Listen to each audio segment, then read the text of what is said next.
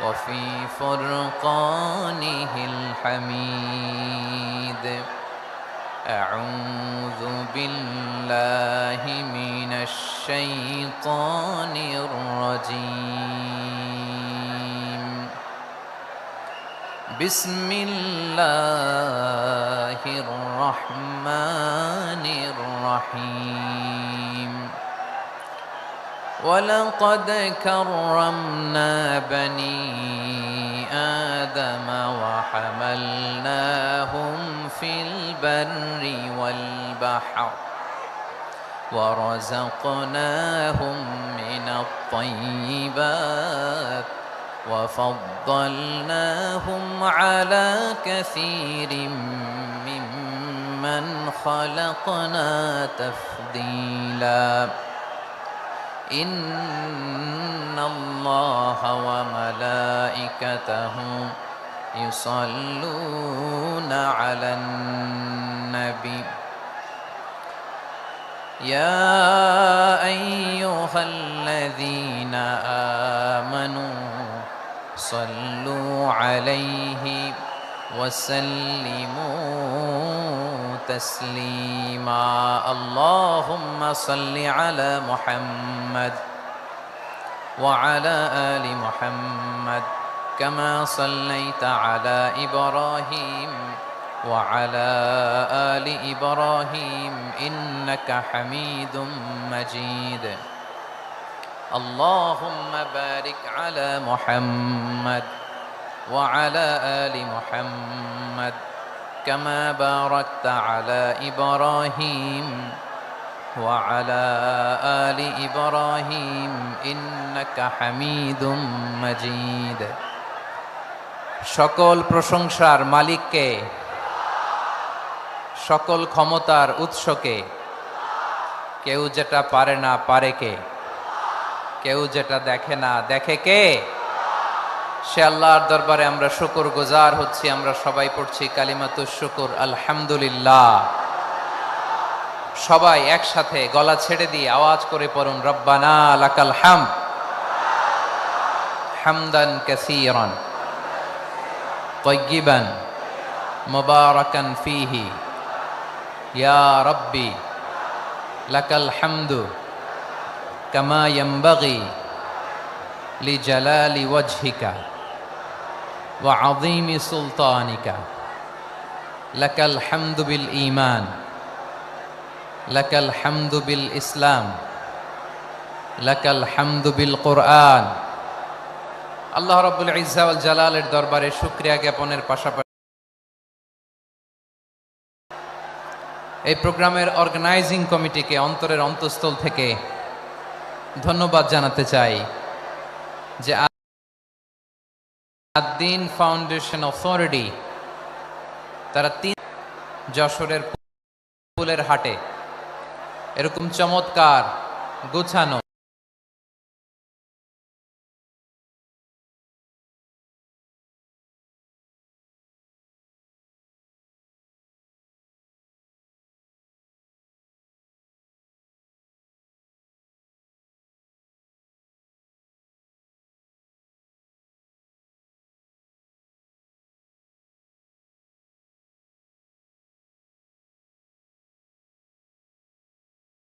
এরকম চমৎকার গোছানো ওয়েল অর্গানাইজ একটা তাফসীরুল কোরআনের প্রোগ্রামের আয়োজন করেছে। আমি আল্লাহর শুকরিয়া জ্ঞাপনের পাশাপাশি তাদেরকে আমার অন্তরের অন্তঃস্থল থেকে শুকরিয়া, ধন্যবাদ এবং মোবারকবাদ জানাতে চাই। আজকের প্রোগ্রামে উপস্থিত আছেন বৃহত্তর খুলনা বিভাগের ব্যবসায়ী ভাইয়েরা, কর্মজীবী ভাইয়েরা, ছাত্র ভাইয়েরা, পর্দার আড়ালে মহিলা প্যান্ডেলে আমার মায়েরা একটা তাফসীরুল কোরআনের প্রোগ্রামের আয়োজন করেছে। আমি আল্লাহর শুকরিয়া জ্ঞাপনের পাশাপাশি তাদেরকে আমার অন্তরের অন্তঃস্থল থেকে শুকরিয়া, ধন্যবাদ এবং মোবারকবাদ জানাতে চাই। আজকের প্রোগ্রামে উপস্থিত আছেন খুলনা বিভাগের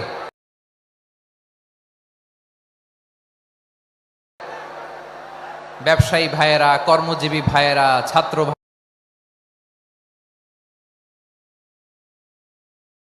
ভাইয়েরা, পর্দার আড়ালে, মহিলা প্যান্ডেলে আমার মায়েরা, বোনেরা, উপস্থিত আছেন কওমি মাদ্রাসার মুহতামিম বৃন্দ, আলিয়া মাদ্রাসার প্রিন্সিপাল হুজুর, শিক্ষকবৃন্দ, ছাত্রবৃন্দ, ইমাম সাহেব,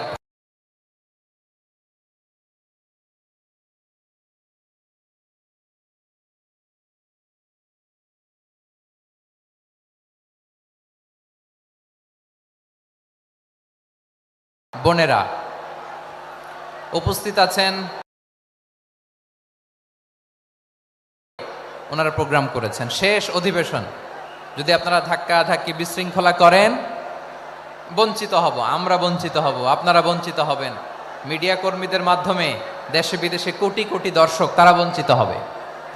আর যদি একটা নীরব, নিস্তব্ধ, নিঝুম পরিবেশ আমাকে উপহার দেন, আমি জনগুরুত্বপূর্ণ, যেটা রাষ্ট্রের জন্য গুরুত্বপূর্ণ, যেটা সামাজিকভাবে আমাদের জন্য গুরুত্বপূর্ণ, আমার ব্যক্তি জীবনের জন্য গুরুত্বপূর্ণ, গোটা মানবতার জন্য গুরুত্বপূর্ণ, এরকম কিছু বার্তা আজকের এই ঐতিহাসিক যশোরের প্রোগ্রামে আমি রাখতে চাই ইনশাআল্লাহ। কিন্তু সেজন্য সহযোগিতা করতে হবে। যে ডান দিকের ছেলেরা মাশাআল্লাহ বলার সাথে সাথে ঠান্ডা, কিন্তু এখানে এখনো ঠান্ডা হচ্ছে না। তোমরা ভলান্টিয়ারদের কথা শোনো, জায়গা না পেলে পেছনে যাও, ধাক্কাধাক্কি করো কেন ভাইয়েরা? এটা করো না। এই যে তোমাদেরকে দেখতে পাচ্ছি তো, একে অপরকে ধাক্কা ধাক্কি করে আমাকে দেখার চেষ্টা, পেছনে চলে যাও, নয় অন্য প্যান্ডেলে যাও, কোনো আওয়াজ হবে না। 10, 9, 8, 7,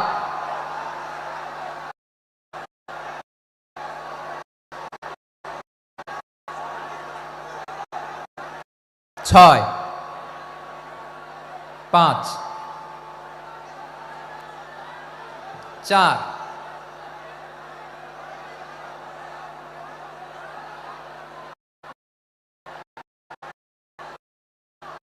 3, 2, 1, 0। প্রিয় ভাইয়েরা, অনেক আলোচনা হয়েছে 3 দিন ব্যাপী। দেশ বরেণ্য, প্রথিতযশা ওলামায়ে হযরতের মুখে আপনারা অসংখ্য কথা শুনেছেন। আমলের জন্য এগুলোই যথেষ্ট, নতুন করে আমার বলার কিছুর দরকার নাই। নতুন করে উপস্থাপনের মতো বলার মতো আমার কাছে কিছু নাইও। যা বলার 1500 বছর আগে আল্লাহ তাআলা উম্মাকে বলে দিয়েছেন, ঠিক কিনা? এমন কিতাব দান করেছে যে কিতাবে ভুল নাই, যতই পড়ি ততই শেখা যায়। বিয়ন্ডলেস, বাউন্ডলেস, বটমলেস, কুল কিনারা নাই, কুল কিনারা বিহীন সাগর, পড়েন সুবহানাল্লাহ। গত 3 দিন ধরে স্কলাররা যে সমস্ত বিষয়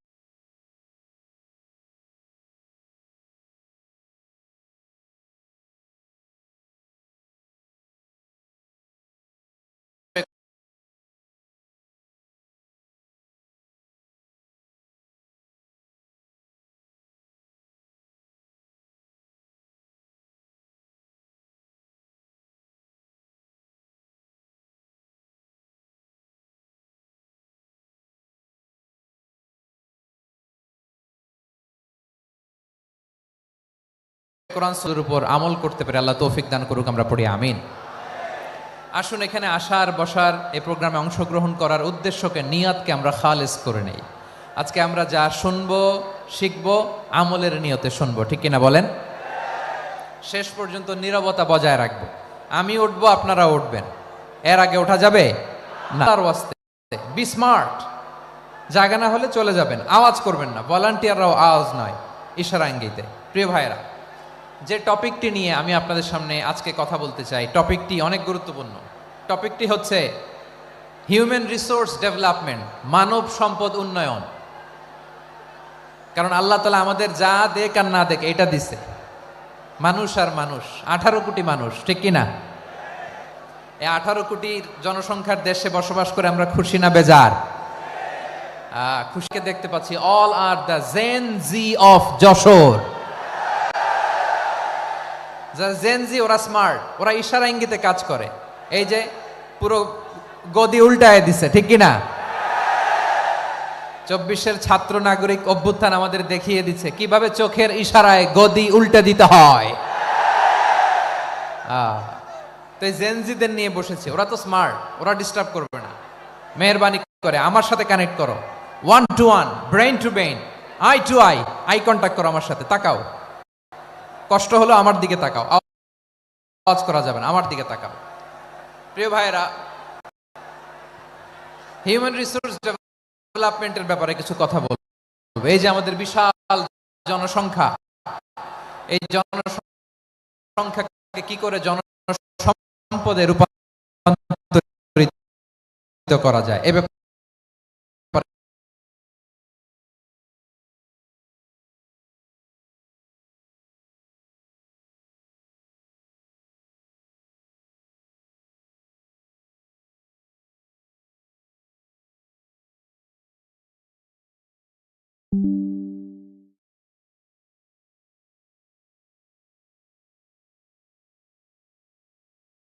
কথা বলি। সূরাতু বনী ইসরাইলের 70 নম্বর আয়াত তেলাওয়াত করেছি। এই আয়াতের আলোকে কিছু কথা আমি আপনাদের সামনে বলবো। আল্লাহ তাআলা ইরশাদ করছেন,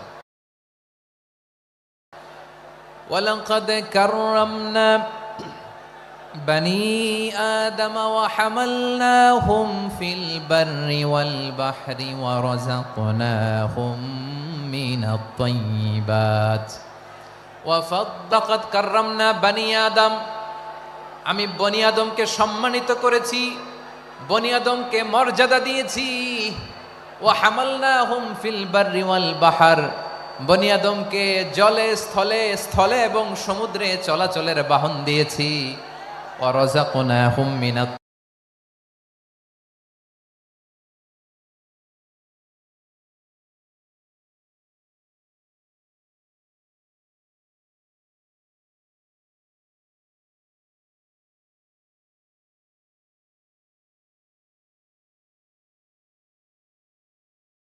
তাইয়্যিবাত, তাদেরকে আমি যত মর্যাদা দিয়েছি আমার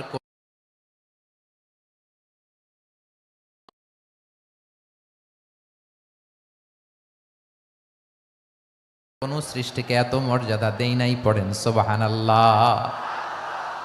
I have dignified the status of the sons of Adam. আদমের সব সন্তানের মর্যাদা আমি বাড়িয়েছি। আল্লাহ এখানে বলেননি ওয়ালাকাদ কাররামনাল মুমিনিন, আমি মুমিনের মর্যাদা বাড়িয়েছি, বলেছেন? আল্লাহ এখানে বলেন নাই ওয়ালাকাদ কাররামনাল মুসলিমিন, আমি মুসলিমের মর্যাদা বাড়িয়েছি। আল্লাহ বলেছেন ওয়ালাকাদ কাররামনা বনী আদম, আমি বনী আদমের সম্মান বাড়িয়েছি, হোক সে মুমিন কিংবা কাফের, মুসলিম কিংবা মুশরিক, আস্তিক কিংবা নাস্তিক, আরব কিংবা অনারব, যেই হোক না কেন আদম সন্তান সবগুলার মর্যাদা বাড়ায় দিয়েছে কে? সবার মর্যাদা আল্লাহ বাড়িয়েছে। মানুষ হিসেবে মর্যাদা, বিশ্বনবী ইসা ইসলাম ইহুদির লাশ দেখে দাঁড়িয়ে গেলেন। কার লাশ? আমার যশোরের ভাইয়েরা আওয়াজ করে বলুন, কার লাশ? ইহুদির লাশ দেখে দাঁড়ায় গেলেন। সাহাবারা বললেন, ইয়া রাসূলুল্লাহ, আপনি দাঁড়ালেন যে, এটা তো ইহুদির লাশ। বিশ্বনবী বললেন, আওয়ালাইসাত নাফসান, এটা কি মানুষ নয়? এটা হোক ইহুদি হোক খ্রিস্টান, এটা তো মানুষ। আমি মানুষ দেখে দাঁড়িয়েছি। আই স্যালিউট দ্য হিউম্যানিটি, আমি মানবতাকে সম্মান করেছি। পড়েন সুবহানাল্লাহ। তাহলে এই জমিনে মানুষের মর্যাদা বেশি, হোক আস্তিক হোক নাস্তিক, হোক মুমিন কিংবা কাফের। আদমের সন্তান হলে, মানুষ হলেই তার মর্যাদা বাড়িয়েছে কে? আমার কলিজার টুকরা যশোরের ভাইয়েরা, মানুষের মর্যাদা আল্লাহ এত বাড়িয়েছেন, মানুষ জীবিত থাকলেও যেমনি মর্যাদাবান, মরে গেলেও মর্যাদাবান। সুবহানাল্লাহ পড়েন। মানুষ মরে গেলে এই ডেড বডিটা কি হয়? পচে যায়, গলে যায়, মাটির সাথে মিশে যায়। তাই বলে আপনি ডেড বডির সাথে যাচ্ছে তাই করতে পারবেন না, পারবেন? কেউ যদি অন্যায় করে, তাকে যদি আপনি শাস্তির আওতায় আনেন, যা মনে চায় করতে পারবেন না। তারা আগুন দিয়ে পোড়াতে পারবেন না, নাক কাটতে পারবেন না, কান কাটতে পারবেন না, অঙ্গ বিকৃতি করতে পারবেন না। কারণ মানব জাতির মর্যাদা স্বয়ং দিয়েছে কে? ডেড বডি পচে যাবে, গলে যাবে। তারপরে ইসলাম বলে, না খবরদার, এই মরা লাশটারও একটা মর্যাদা আছে না নাই? ইসলাম বলে এই লাশটা গলে যাবে, পচে যাবে, কিন্তু এটার অমর্যাদা করো না। কর্পূর দিয়ে, খেজুর পাতা দিয়ে, এটাকে ওয়ার্ম ওয়াটার দিয়ে, গরম পানি দিয়ে ধৌত করো, সাদা শুভ্র ধবধবে কাপড় দিয়ে লাশটাকে তুমি কাভার করো, তারপরে খাটিয়ার মধ্যে লাশটাকে রেখে বিশাল একটা প্রোগ্রাম করো, একটা ফিউনারাল প্রোগ্রাম করো। ওই প্রোগ্রামের ডানে বায়ে পেছনে লাশটারে রাখলে হবে না, প্রোগ্রামের একেবারে সামনটাতে তুমি লাশটাকে রাখো। সুবহানাল্লাহ। একটা ফিউনারাল প্রোগ্রাম করতে হবে, তাকে শেষ বিদায় জানাতে হবে, যেটাকে আমরা জানাজা বলি। কি বলি? জানাজা মানে মাইয়েতের জন্য দোয়া, তার জন্য দোয়া করা হয়, তাকে একটা সিস্টেমেটিক অর্ডারে কবরে রাখা হয়, সুন্দরভাবে সেটাকে কবরস্থ করা হয়, মাটি দেয়া হয়, পানি দেয়া হয়। তার মানে মরে গেলেও মানুষের সম্মান বাড়ায় দিয়েছে কে? এজন্য আল্লাহ বললেন ওয়ালাকাদ কাররামনা বানি আদম, বনি আদমের সম্মান মর্যাদা আমি আল্লাহ বাড়িয়ে দিয়েছি। মানুষের সম্মানে তুমি কখনো আঘাত করো না, ঠিক কি না?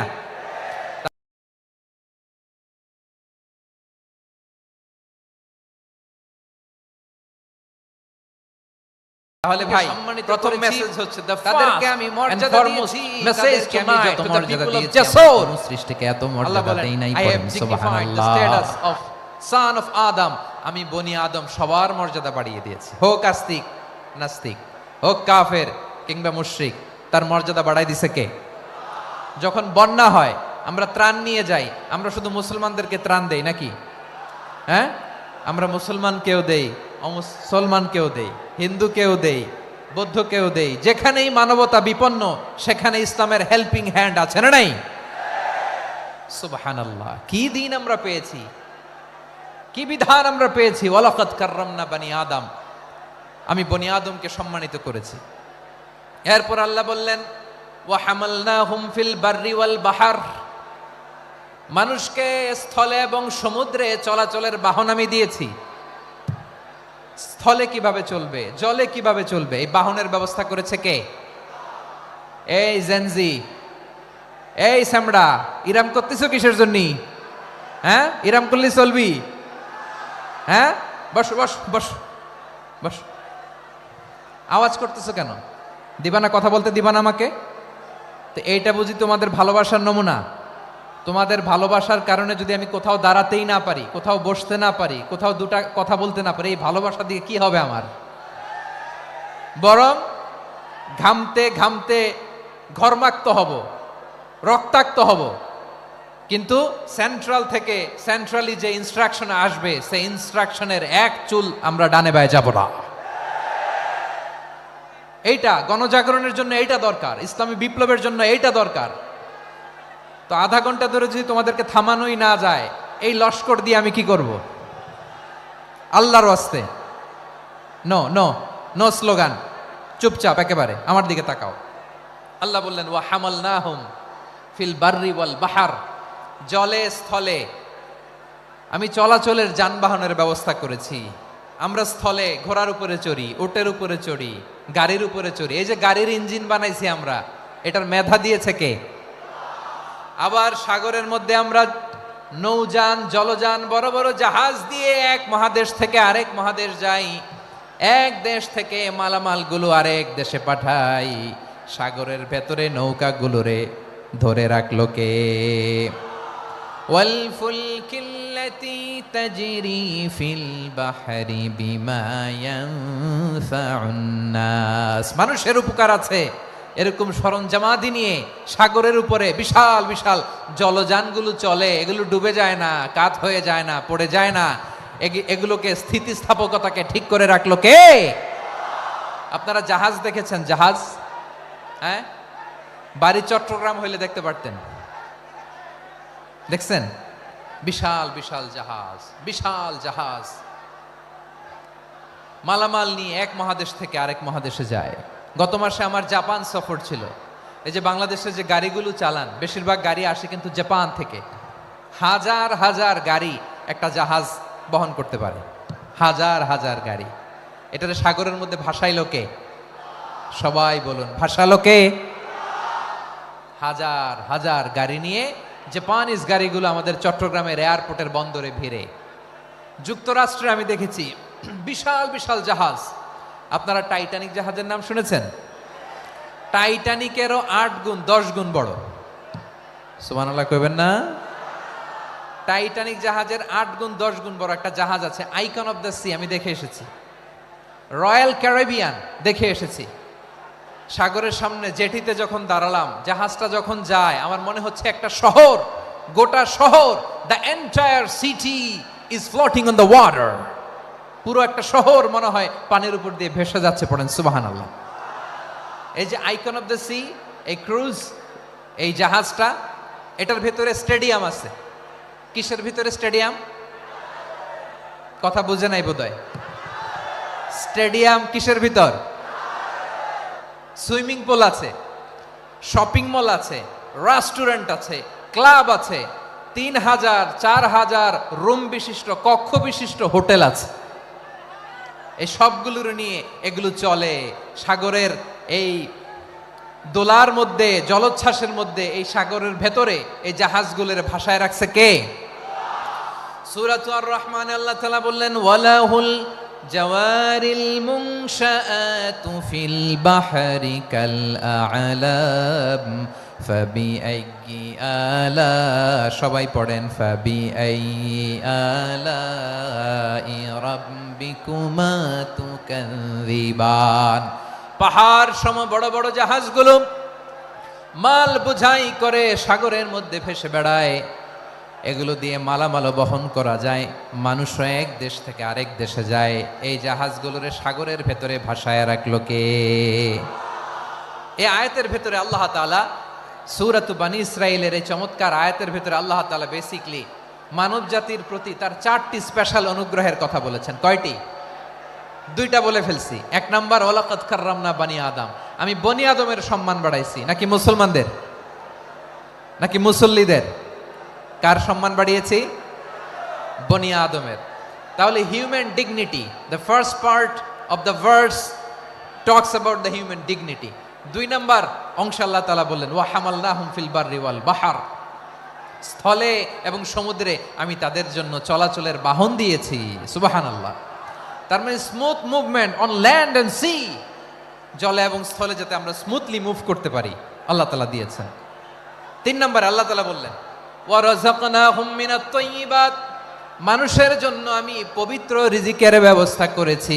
জলে এবং স্থলে যত প্রাণী আছে সবগুলা প্রাণীকে রিজিক দেয় কে?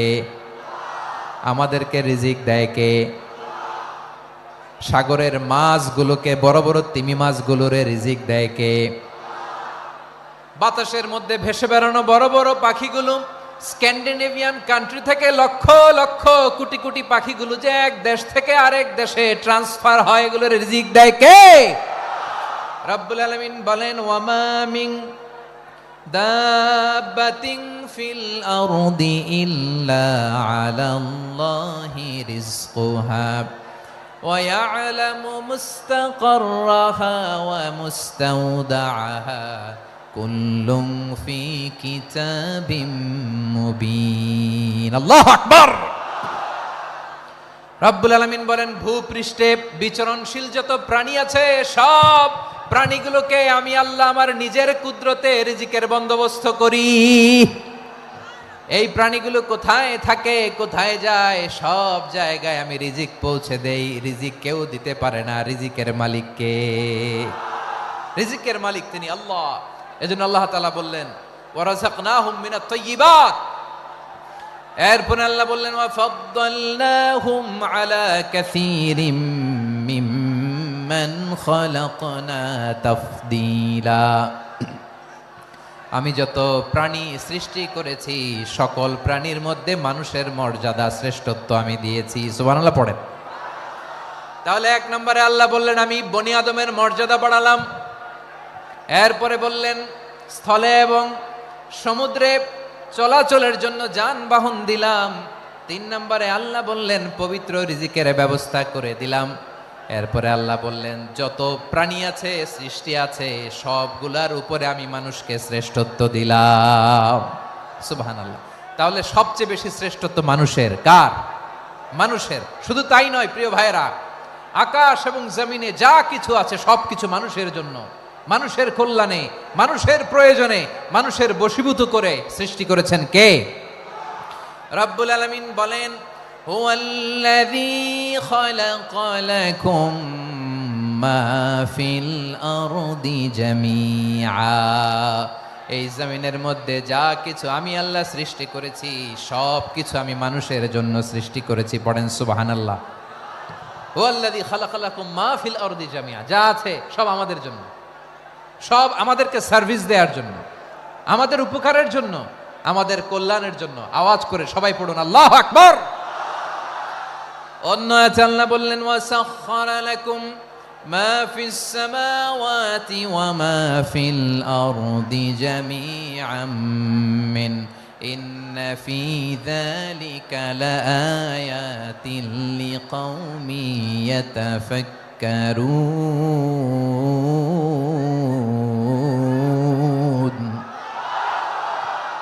প্রথমে আয়াতে আল্লাহ বললেন জমিনে যা আছে সব তোমাদের কল্যাণে আমি সৃষ্টি করলাম। এরপরে আল্লাহ বললেন আকাশেও যা আছে সব তোমাদের জন্য সৃষ্টি করলাম, তোমাদের অনুগত বানায় দিলাম। পড়েন সুবহানাল্লাহ। মানুষের কি ব্রেইন দেখেন, মানুষ জমিন ছেড়ে আকাশে চলে যায়। পাখি দেখে মানুষের শখ হলো পাখি যেহেতু উঠতে পারে আমরাও পারবো। অরবিল রাইট, উইলবার রাইট, দুই ভাই মিলে আঁকাঝোঁকা করতে করতে করতে করতে প্লেন বানায় ফেললো। কোন সুবহানাল্লাহ। এখন পাখিও ওরে, আমরাও ওরি। এরপরেই মানুষের কৌতূহল থামে না এখানে, মানুষ চলে গিয়েছে চাঁদে। কোথায় গেছে? এখন কিন্তু চাঁদে জমি বিক্রি হয় জানেন। পৃথিবী নিয়ে মারামারি শেষ, রাশিয়া আমেরিকা এখন ধরছে চাঁদ আর মঙ্গল গ্রহ। এখন চাঁদে জমি বিক্রি হয়, মঙ্গলে জমি বিক্রি হয়। এই চাঁদ, মঙ্গল, বৃহস্পতি, শনি সব আল্লাহ তাআলা আমাদের জন্য বানিয়েছেন। সুবহানাল্লাহ পড়েন। মানুষ সাগরের উপরে চড়ে, শূন্যে ভেসে বেড়ায়, পাহাড় কেটে সুড়ঙ্গ বানায়, টানেল বানায়। মানুষ ব্রডব্যান্ডের লাইন নিয়ে যায় সাগরের ভেতর দিয়ে, এক দেশ থেকে আরেক দেশে, এক মহাদেশ থেকে আরেক মহাদেশে। সুবহানাল্লাহ পড়েন। তার মানে গোটা বিশ্বের সব কিছুর উপরে control, superiority over all creatures, সব কিছুর উপর কন্ট্রোল, মনিটরিং, নিয়ন্ত্রণ, এটা প্রতিষ্ঠা করে দিয়েছে কে? এজন্যই মানুষের শ্রেষ্ঠত্ব। ওয়ালাকাদ কাররামনা বানি আদম, আমি বনি আদমের সম্মান বাড়িয়েছি, মর্যাদা আমি বাড়িয়ে দিয়েছি। এই কারণে, কারণ মানুষ সব কিছুর উপর নিয়ন্ত্রণ নিতে পারে। মানুষকে নিয়ে এই কোরআনের সব আলোচনা, মানুষকে নিয়ে এই কোরআনের সব। তাই কোরআনের কেন্দ্রীয় আলোচ্য বিষয় হচ্ছে মানুষ। কোরআনের কেন্দ্রীয় আলোচ্য বিষয় কি? যশোরের ভাইয়েরা বুঝে থাকলে সবাই বলবেন কোরআনের কেন্দ্রীয় আলোচ্য বিষয় কি? এই যে আমি মূল আলোচনায় যাচ্ছি এখন। কেন মানুষ কোরআনের কেন্দ্রীয় আলোচ্য বিষয়? এই যে ভাইরা, এই যে হাত জোর করে, এই যে Jessore Gen Z, the smart people of Jessore, হাত জোর করে বলতেছে, হাত জোর করে তোদের কাছে আল্লাহর দোহাই লাগে, স্টপ স্টপ। শুরুতে একবার বলেছে জাগা না হলে আস্তে আস্তে ধাক্কা দিবা, সামনে না পিছনে দিয়ে দিয়ে বেরোয় চলে যাও। এলইডিতে দেখো, এই যে এই যে আল্লাহর ওয়াস্তে জায়গা না হলে ওদিকে যাও। কোরআনের মাহফিলে বিশৃঙ্খলা, এটা কাফিরদের আলামত। কাফিররা শীষ দিত, শীষ। বিশ্বনবী কোরআনের তাফসির করলে কাফিররা শীষ দিত আর ক্ল্যাপিং করত, হুইসেল এন্ড ক্ল্যাপিং। তো আমরা কি এখানে বিশৃঙ্খলা করতে আসছি? তো বারবার থামানো লাগে কেন? কোনো আওয়াজ হবে না, বললাম তো স্টপ। আওয়াজ করে বলুন কোরআনের কেন্দ্রীয় আলোচ্য বিষয় কি? সবাই বলেননি। এতগুলো মানুষ উত্তর দিলে এতটুকু আওয়াজ হয়, অন্তত আমি বিশ্বাস করি না। যশোর আওয়াজ করে বলো কোরআনের কেন্দ্রীয় আলোচ্য বিষয় কি? মানুষ। এই মানুষ কোরআনের কেন্দ্রীয় আলোচ্য বিষয়। মানুষকে আল্লাহ স্বাধীনতা দিয়েছেন। ফামান শাআ ফালইউমিন ওয়া মান শাআ ফালইয়াকফুর। চাইলে মুমিন হতে পারো, চাইলে কাফের হতে পারো, তোমার ইচ্ছা। তবে জেনে রাখো মুমিন হলে পাবা জান্নাত, কাফির হলে পাবা জাহান্নাম। নাও দ্য ডিসিশন ইজ ইয়ার্স। সিদ্ধান্ত তোমার, জান্নাতে যাবা না জাহান্নামে যাবা। যশোরের ভাইয়ের আওয়াজ করে বলুন কই যেতে চান, জান্নাতে না জাহান্নামে? ডান দিকে না বাম দিকে? ডানপন্থী না বামপন্থী? চিল্লা চিল্লি না চুপচাপ? চুপচাপ কয়ে আবার চিল্লাচিল্লি শুরু করে দিচ্ছে। মাশাআল্লাহ। তাহলে কোরআনের কেন্দ্রীয় আলোচ্য বিষয় মানুষ। আমার সাথে থাকতে হবে, তোমাদেরকে নিয়ে আমি আলোচনা শেষ পর্যন্ত যাব। অনেক গুরুত্বপূর্ণ কথা বাকি আছে, আমাকে সহযোগিতা করতে হবে। মাশাআল্লাহ, এই তো ঠান্ডা হয়েছে। হ্যাঁ ঠিক আছে, ঠিক আছে, ঠিক আছে। মানুষকে আল্লাহ এত স্বাধীনতা দিয়েছেন, মানুষ চাইলে অনেক ভালো হইতে পারে। ভালোর রাস্তাও খোলা, খারাপ হওয়ার রাস্তাও খোলা। ভালো হইলে মানুষ অনেক ভালো, খারাপ হইলে অনেক খারাপ। ভালো হইলে সবচেয়ে ভালো, খারাপ হইলে সবচেয়ে খারাপ। এজন্য সিদ্ধান্ত আপনাকে নিতে হবে। আল্লাহ তাআলা বলছেন, লাকাদ খালাকনাল ইনসানা ফি আহসানি তাকওয়িম সুম্মা রাদাদনাহু আসফালা সাফিলিন। আমি মানুষকে অনেক সুন্দর অবয়বে, সুন্দর আকৃতিতে সৃষ্টি করেছি। তার শুধু চেহারার ডিজাইনটাই সুন্দর নয়, তার ব্রেনটা বড্ড সুন্দর, তার মানসিকতা বড্ড সুন্দর, তার সৃজনশীলতা বড্ড সুন্দর। পড়েন সুবহানাল্লাহ। আমাদের চেহারা, অবয়ব, ডিজাইন যে সুন্দর তা না, আমাদের ব্রেনটা অনেক সফিস্টিকেটেড ব্রেন, অনেক সফিস্টিকেটেড। এই 1.5 কেজি ব্রেন ইউজ করে মানুষ গোটা বিশ্বে সভ্যতা বিনির্মাণ করেছে, ঠিক কিনা? এই ব্রেন আল্লাহ তাআলা আমাকে দিয়েছে। এটারে কাজে লাগালে, আপনার 6 সেন্স কাজে লাগালে আপনি অনন্য মানুষ হয়ে উঠবেন, মহামানবে রূপান্তরিত হবেন। মানুষ হতে পারে, চাইলেই মহামানব হতে পারে। আবার যদি মানুষ চায় খারাপও হতে পারে। আল্লাহ বললেন শুধু ভালোই না, ভালো হতে চাইলে অনেক ভালো তুমি হতে পারো, আবার খারাপ হতে চাইলে অনেক খারাপ তুমি হতে পারো। সুম্মা রাদাদনাহু আসফালা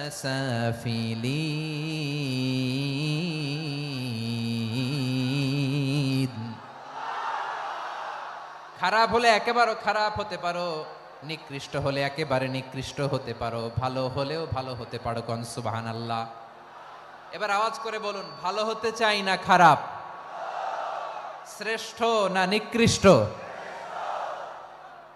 মানুষ ভালো হলে মানুষ ফেরেশতার চেয়েও ভালো, মানুষ খারাপ হলে সে পশুর চেয়েও খারাপ। কথা ঠিক কিনা বলেন? ভালো হলে ফেরেশতার চেয়েও ভালো, খারাপ হলে পশুর চেয়েও নিকৃষ্ট। তার মানে শ্রেষ্ঠত্বে মানুষ, শ্রেষ্ঠত্বে ফেরেশতাকে হার মানায়, আর অধপতনে শ্রেষ্ঠত্বে ফেরেশতাকে ছাড়িয়ে যায়, আর অধপতনে পশুকেও হার মানায়। আই রিপিট, আমি আবারও বলছি, মানুষ শ্রেষ্ঠত্বে ফেরেশতাকে ছাড়িয়ে যায়, আর অধপতনে সে পশুকেও হার মানায়। আওয়াজ করে বলতে হবে ঠিক কিনা? এটার প্রমাণ কি? মানুষ শ্রেষ্ঠ হইলে যে ফেরেশতার চেয়েও সেরা, তার প্রমাণ কি? আল্লাহ তাআলা বলছেন, ওয়া ইয কুলনা লিল মালাইকাতি ইসজুদু লি আদম ফাসাজাদু ইল্লা ইবলিস আবা ওয়াস্তাকবারা ওয়া কানা মিনাল কাফিরিন। আল্লাহ বলেন, স্মরণ করো সে সময়ের কথা যখন আমি ফেরেশতাদেরকে বললাম, ও ফেরেশতারা আদমকে সেজদা দাও। সব ফেরেশতারা সম্মান সূচক সেজদা আদমকে দিল, তারা আদমের জন্য সেজদায় লুটিয়ে পড়লো, একজন ছাড়া, তার নাম ইবলিস। আওয়াজ করে বলেন তার নাম কি? সে অহংকার প্রদর্শন করলো, সে কাফের হয়ে গেল, বাকি সব ফেরেশতারা সেজদা দিল। সুবহানাল্লাহ। আবার আদম আলাইহিস সালামকে আল্লাহ জিজ্ঞেস করলেন, সব বলে দিল উত্তর, কিন্তু ফেরেশতাদেরকে একই প্রশ্ন জিজ্ঞেস করলেন, তারা উত্তর করতে পারে নাই। তার মানে এর মধ্য দিয়ে প্রমাণিত হয়, মানুষ ভালো হলে ফেরেশতার চেয়েও ভালো, ফেরেশতার চেয়েও মানুষের মর্যাদা বাড়িয়ে দিয়েছে কে? সব নূরের ফেরেশতা যখন মাটির আদমকে সেজদা দেয়, এটা প্রমাণ করে ফেরেশতার চেয়েও মানুষের মর্যাদা বাড়িয়ে দিয়েছে কে? তুমি মাটির আদমকে প্রথম সৃষ্টি করিয়া ঘোষণা করিয়া দিলে শ্রেষ্ঠ বলিয়া, তাই তো নূরের ফেরেশতা করে আদমকে সেজদা। ঠিক কিনা বলেন? তাই তো নূরের ফেরেশতা করে আদমকে সেজদা, সবার চেয়ে সম্মান দিলে মাটির আদমকে। আল্লাহু আল্লাহু তুমি জাল্লে জালালুহু, শেষ করা তো যায় না গে তোমার গুণগান। পড়েন না? পড়েন। আল্লাহু আল্লাহু তুমি জাল্লে জালালুহু, শেষ করা তো যায় না গে তোমার গুণগান। আল্লাহু আল্লাহু, আল্লাহু আকবার। আদমের মর্যাদা বেশি, মানুষের মর্যাদা বেশি, মানুষ শ্রেষ্ঠ তার প্রমাণ নূরের ফেরেশতা মাটির আদমকে সেজদা করে। আওয়াজ করে বলেন ঠিক কিনা? তাহলে মানুষ ভালো হলে ফেরেশতার চেয়ে ভালো। আবার মানুষ যদি খারাপ হয় সে পশুর চেয়েও খারাপ।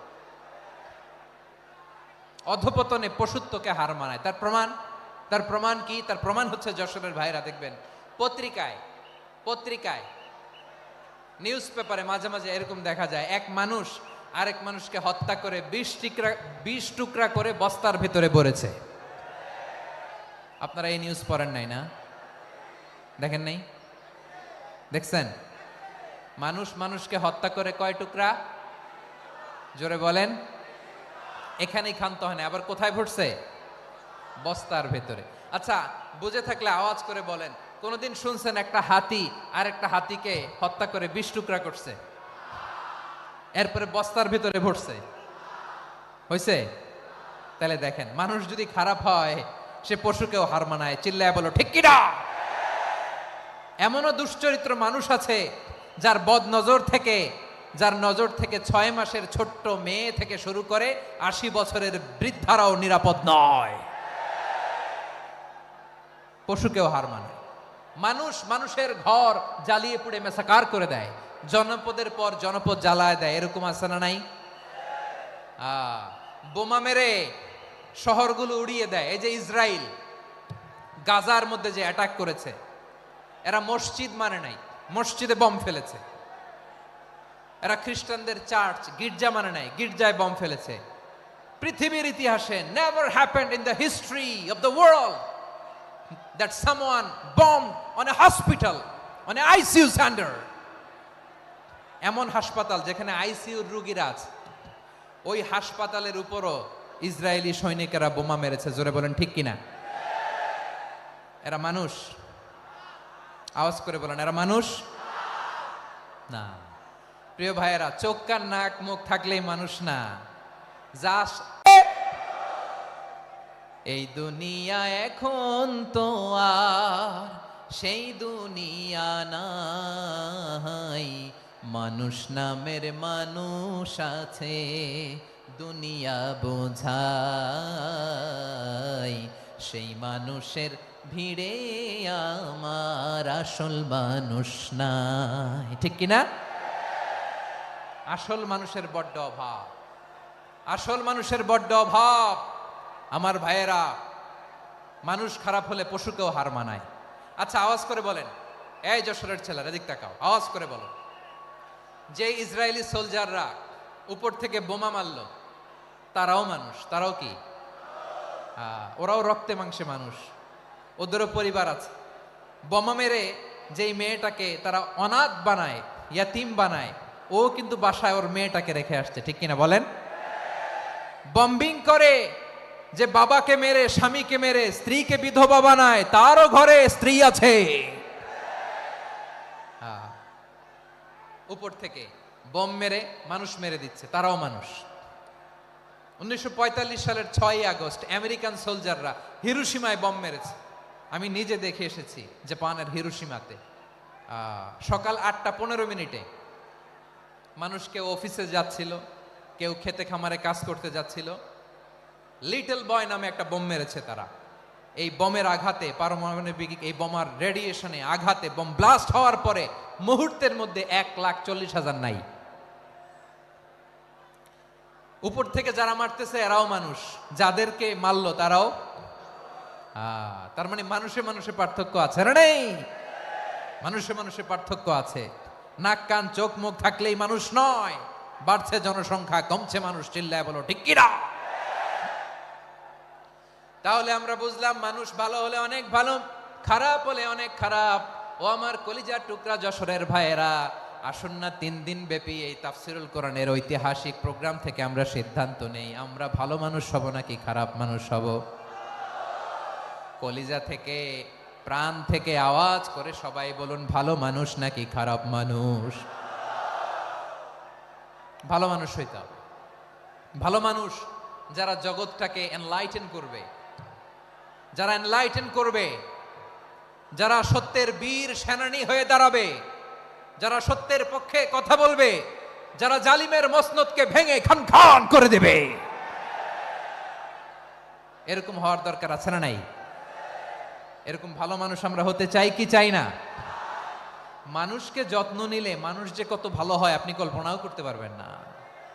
এই যে আপনাদের যশোরে যে ভালো ছেলেগুলো আছে, যে ভালো তরুণগুলো আছে, যে যুবকগুলো আছে, যে ভালো আলেমরা আছে, ভালো নেতারা আছে, সবাই যদি তাদের মতো হতো পুরো যশোরটা একটা জান্নাতের টুকরা হয়ে যেত। আওয়াজ করে বলেন ঠিক কিনা?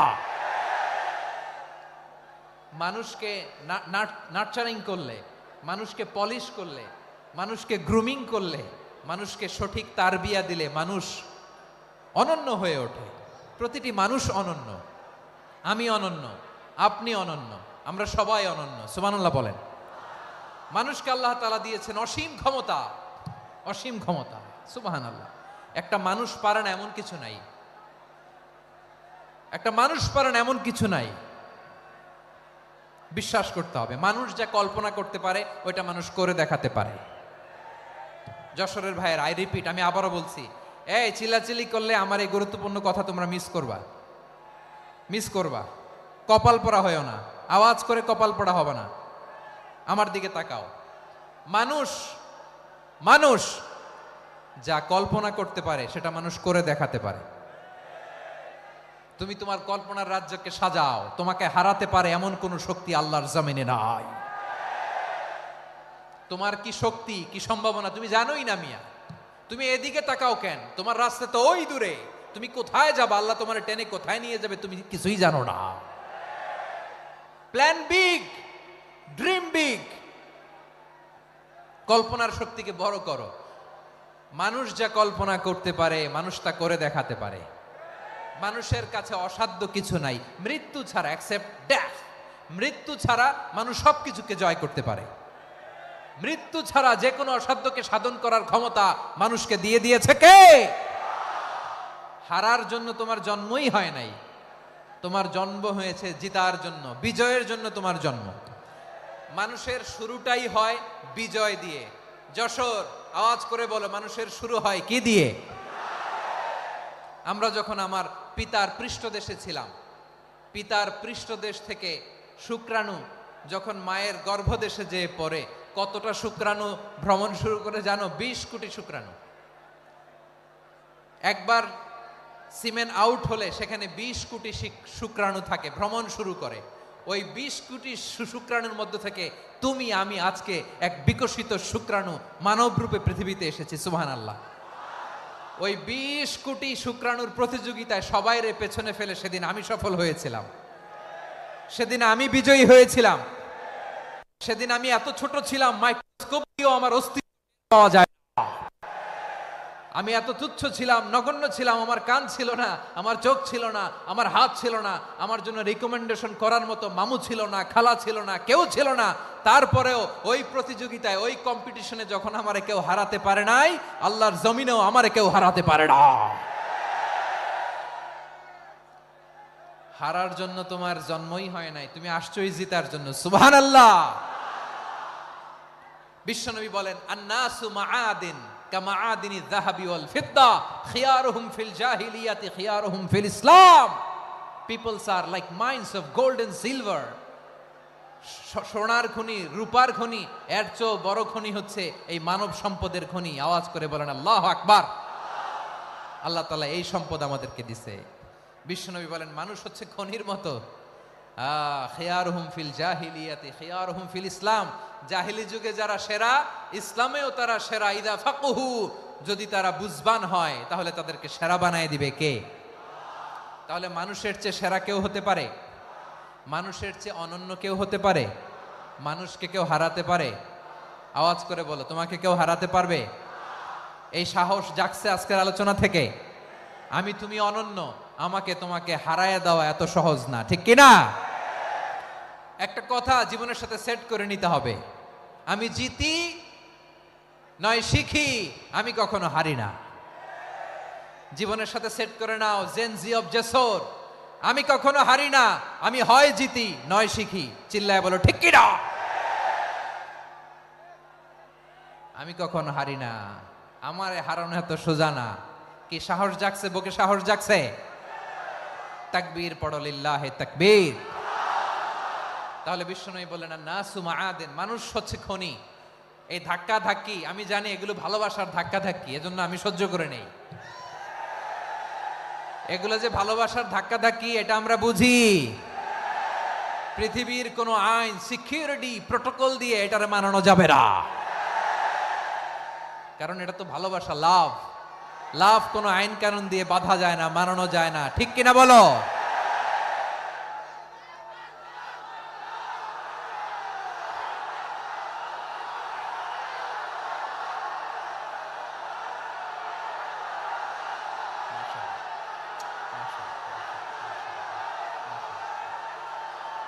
ঠিক আছে, বসুন বসুন বসুন। আল নাসু মাআদেন, মানুষ হচ্ছে খনি, এই খনির যত্ন নিতে হবে। আমার মা বাবা যারা এসেছেন, আপনার ছেলে মেয়ের যত্ন নেন। আপনার ছেলের মধ্যে যে কি পটেনশিয়াল আপনি জানেন না। আপনার এই ছোট্ট অবুজ ছেলেটাই আগামী দিনের শায়েখ আহমদুল্লাহ হবে। আপনার হেফসখানায় পড়া ওই ছোট্ট ছেলেটাই আগামী দিনের আল্লামা মামুনুল হক হবে। আপনার ওই ছেলেটা আমির হামজা হবে, আব্দুল হাই সাইফুল্লাহ হবে। এভাবে বড় বড় আলেম হবে, তারা যুগশ্রেষ্ঠ আলেম হবে। সেই একদিন এই বাংলাদেশের পার্লামেন্টে যে বক্তব্য দিয়ে যশোরের পক্ষে কথা বলবে। আপনি জানেন না, কাউকে ছোট করবেন না আপনি, ওর কনফিডেন্স আপনি কমাবেন না, আপনি কমাতে পারেন না। প্যান্ডেলে আমার যে মা বোনেরা আছেন, ছেলে মেয়েদেরকে কখনো ছোট করে কথা বলবেন না। ও যে কোথায় যাবে আপনি জানেন না, আপনি মা হয়ে তাকে সাহস দিবেন, তার কল্পনার জগৎটাকে সাজাতে তাকে উৎসাহিত করবেন, ঠিক কিনা বলেন? আর আমার প্যান্ডেলের আমার প্রিয় শ্রদ্ধাশীলা মায়েরা বোনেরা, আপনারা তো আরো দামি সম্পদ। বিশ্বনবী বলেন, আর দুনিয়া কুল্লুহা মাতা। আল্লাহ আল্লাহ আল্লাহ, বিশ্বনবীর কথার ওজন দেখেন। আর দুনিয়া কুল্লুহা মাতা ওয়া খায়রু মাতা'আদ দুনিয়াল মারআতুস সালিহা। বিশ্বনবী বলেন, দুনিয়ায় যা দেখো সব আল্লাহর দেওয়া অ্যাসেট, মানে সম্পদ। আর এত অ্যাসেটের ভিড়ে সবচাইতে শ্রেষ্ঠ সম্পদ হচ্ছে নেককার নারী। সুবহানাল্লাহ। ভাইয়েরা বোনের সাথে খারাপ আচরণ করো না, সন্তান মায়ের সাথে খারাপ আচরণ করো না। আমাদের মায়েরা আমাদের asset, they are our priceless asset. কারণ এই মায়েদের পেটে এসেছে আল্লাহর ওলিরা, এই মায়েদের পেটে এসেছে খান জাহান আলী, এই মায়ের পেটে এসেছে শাহজালাল ইয়ামানি, এই মায়ের পেটে এসেছে আল্লাহর সব নবীরা। নাকি নবীরা আকাশ থেকে ধপ করে জমিনে নেমে আসছে? মায়ের পেটে আসছে। এই মায়ের পেটগুলো খনি। আমার সম্মানিতা মায়েরা বোনেরা, নিজেকে ইসলাম দিয়ে সাজান, নিজেকে ইসলাম দিয়ে সাজান, নিজেকে পবিত্র রাখুন, নিজের আব্রু ইমান ইজ্জতের হেফাজত করুন, কোরআন পড়ুন, সুন্নাহ পড়ুন। আপনি জানেন না আপনার গর্ভে কে আসছে, কোন ক্ষণজন্মা পুরুষকে আল্লাহ তাআলা আপনার গর্ভে পাঠাবে আপনি জানেন না। মায়েরা নিজেদেরকে পবিত্র রাখুন, ইসলাম চর্চা করুন, কোরআন চর্চা করুন, নৈতিকতা দিয়ে নিজেকে সাজান। যশোরের জেনজি, নিজেদেরকে প্রস্তুত রাখো আগামীর বাংলাদেশের জন্য। নৈতিকতা, মোরালিটি, ভ্যালিউজ দিয়ে নিজেকে সাজাও, ইসলাম দিয়ে নিজেকে সাজাও। কারণ আগামীর বাংলাদেশ ইসলামের বাংলাদেশ। বাংলাদেশের আসল পরিচয় ইসলাম। বাংলাদেশের আসল পরিচয় কি? সবাই বলে না। বাংলাদেশের আসল পরিচয় কি? এই ইসলাম নিয়ে আমরা সংসদ ভবন সাজাবো, রাজি আছি না নাই? শেকড় ভুলে যাওয়া যাবে না। আমরা ধাপে ধাপে শারিয়া আইনের দিকে যাব ইনশাআল্লাহ, কিন্তু জঙ্গিবাদ দিয়ে নয়, কট্টর পন্থা দিয়ে নয়। আমরা ইন্টেলেকচুয়ালি, গ্রাজুয়ালি, ধাপে ধাপে শারিয়া আইনের দিকে মুভ করব ইনশাআল্লাহ। বলো লিল্লাহি তাকবীর। এদেশের আসল পরিচয় সবাই বলে না, আওয়াজ করে, এদেশের আসল পরিচয়। এদেশে আজান শুনে সূর্য ওঠে শহর গ্রামে, এদেশে আজান শুনে সূর্য ডোবে সন্ধ্যা নামে, এদেশে সকল কাজে সবাই বলে বিসমিল্লাহ, এদেশে ভালো কিছু দেখে শুনে হাসি মুখে সবাই বলে মাশা আল্লাহ, সুবহানাল্লাহ সুবহানাল্লাহ সুবহানাল্লাহ সুবহানাল্লাহ সুবহানাল্লাহ সুবহানাল্লাহ সুবহানাল্লাহ সুবহানাল্লাহ। ও নবীন তরুণ তোমার কিসের এত ভয়, জেনে রেখো বাংলাদেশের আসল পরিচয়। বাংলাদেশের আসল পরিচয় ইসলাম।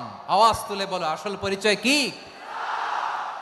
এদেশে পরস্পরে দেখা হলে দেয় সালাম, এদেশে আমজনতার হৃদয় জুড়ে পাক্কালাম, ঠিক কি না?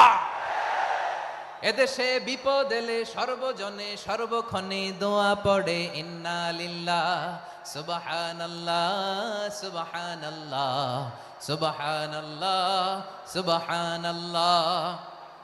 এদেশে আজান শুনে সূর্য ওঠে শহর গ্রামে, এদেশে আজান শুনে সূর্য ডোবে সন্ধ্যা নামে, এদেশে সকল কাজে সবাই বলে বিসমিল্লাহ, এদেশে ভালো কিছু দেখে শুনে হাসি মুখে সবাই বলে মাশা আল্লাহ সুবহানাল্লাহ। আওয়াজ করে সুবহানাল্লাহ সুবহানাল্লাহ সুবহানাল্লাহ সুবহানাল্লাহ। সবাই একসাথে সুবহানাল্লাহ সুবহানাল্লাহ সুবহানাল্লাহ সুবহানাল্লাহ। এদেশের আসল পরিচয় কি? আওয়াজ করে বলতে ভয় লাগে। এদেশের আসল পরিচয় কি? ইসলাম দিয়ে আমাদের সংসদ ভবন চলুক, আমরা চাই কি চাই না? বঙ্গভবনে লা ইলাহা ইল্লাল্লাহর পতাকা উড়ুক, আমরা চাই কি চাই না? প্রতিটি জেলা অফিসে, ডিসি অফিসে লা ইলাহার পতাকা ঝুলুক, আমরা চাই কি চাই না? কারা কারা চাই হাত তুলে আল্লাহরে দেখায়।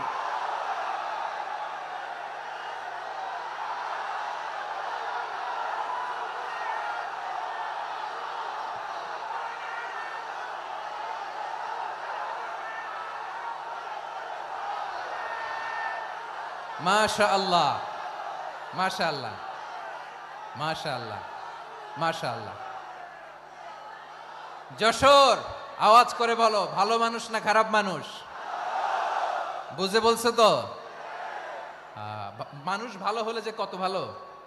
এই মানুষকে যত্ন নিলে, মানুষকে মানুষ বানালে যে সে কি হতে পারে শুনবা?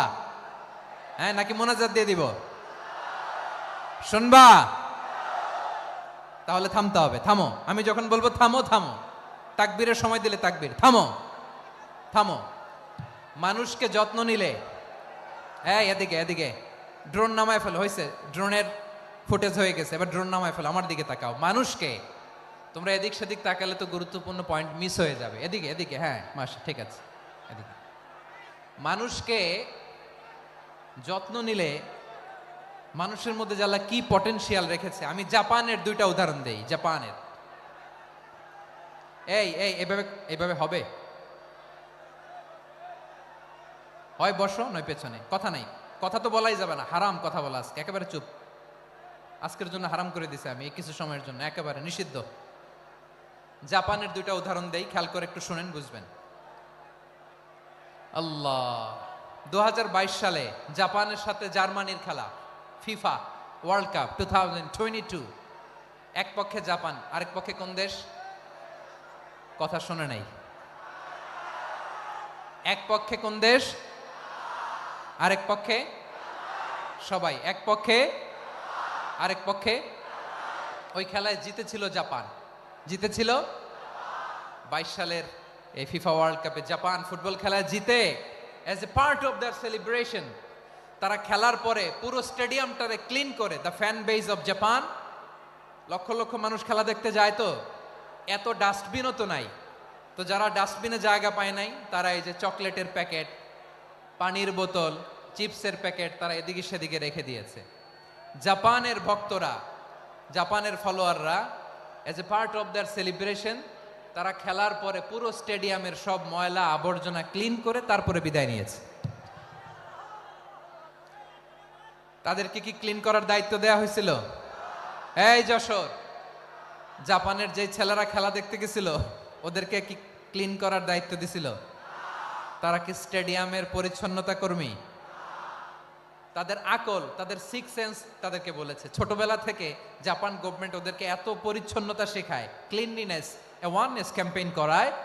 ক্লাসে আমি দেখেছি, ক্লাসে নিজের বেঞ্চ নিজে মুছে, ক্লাসের মাঝখানে একটা সময় দেয়, নিজের টেবিল নিজে মুছে, নিজের ক্লাসরুমটা নিজে পরিষ্কার করে, রাস্তাঘাটে একটা ধুলা নাই, ময়লা নাই, একটা টিস্যু নাই।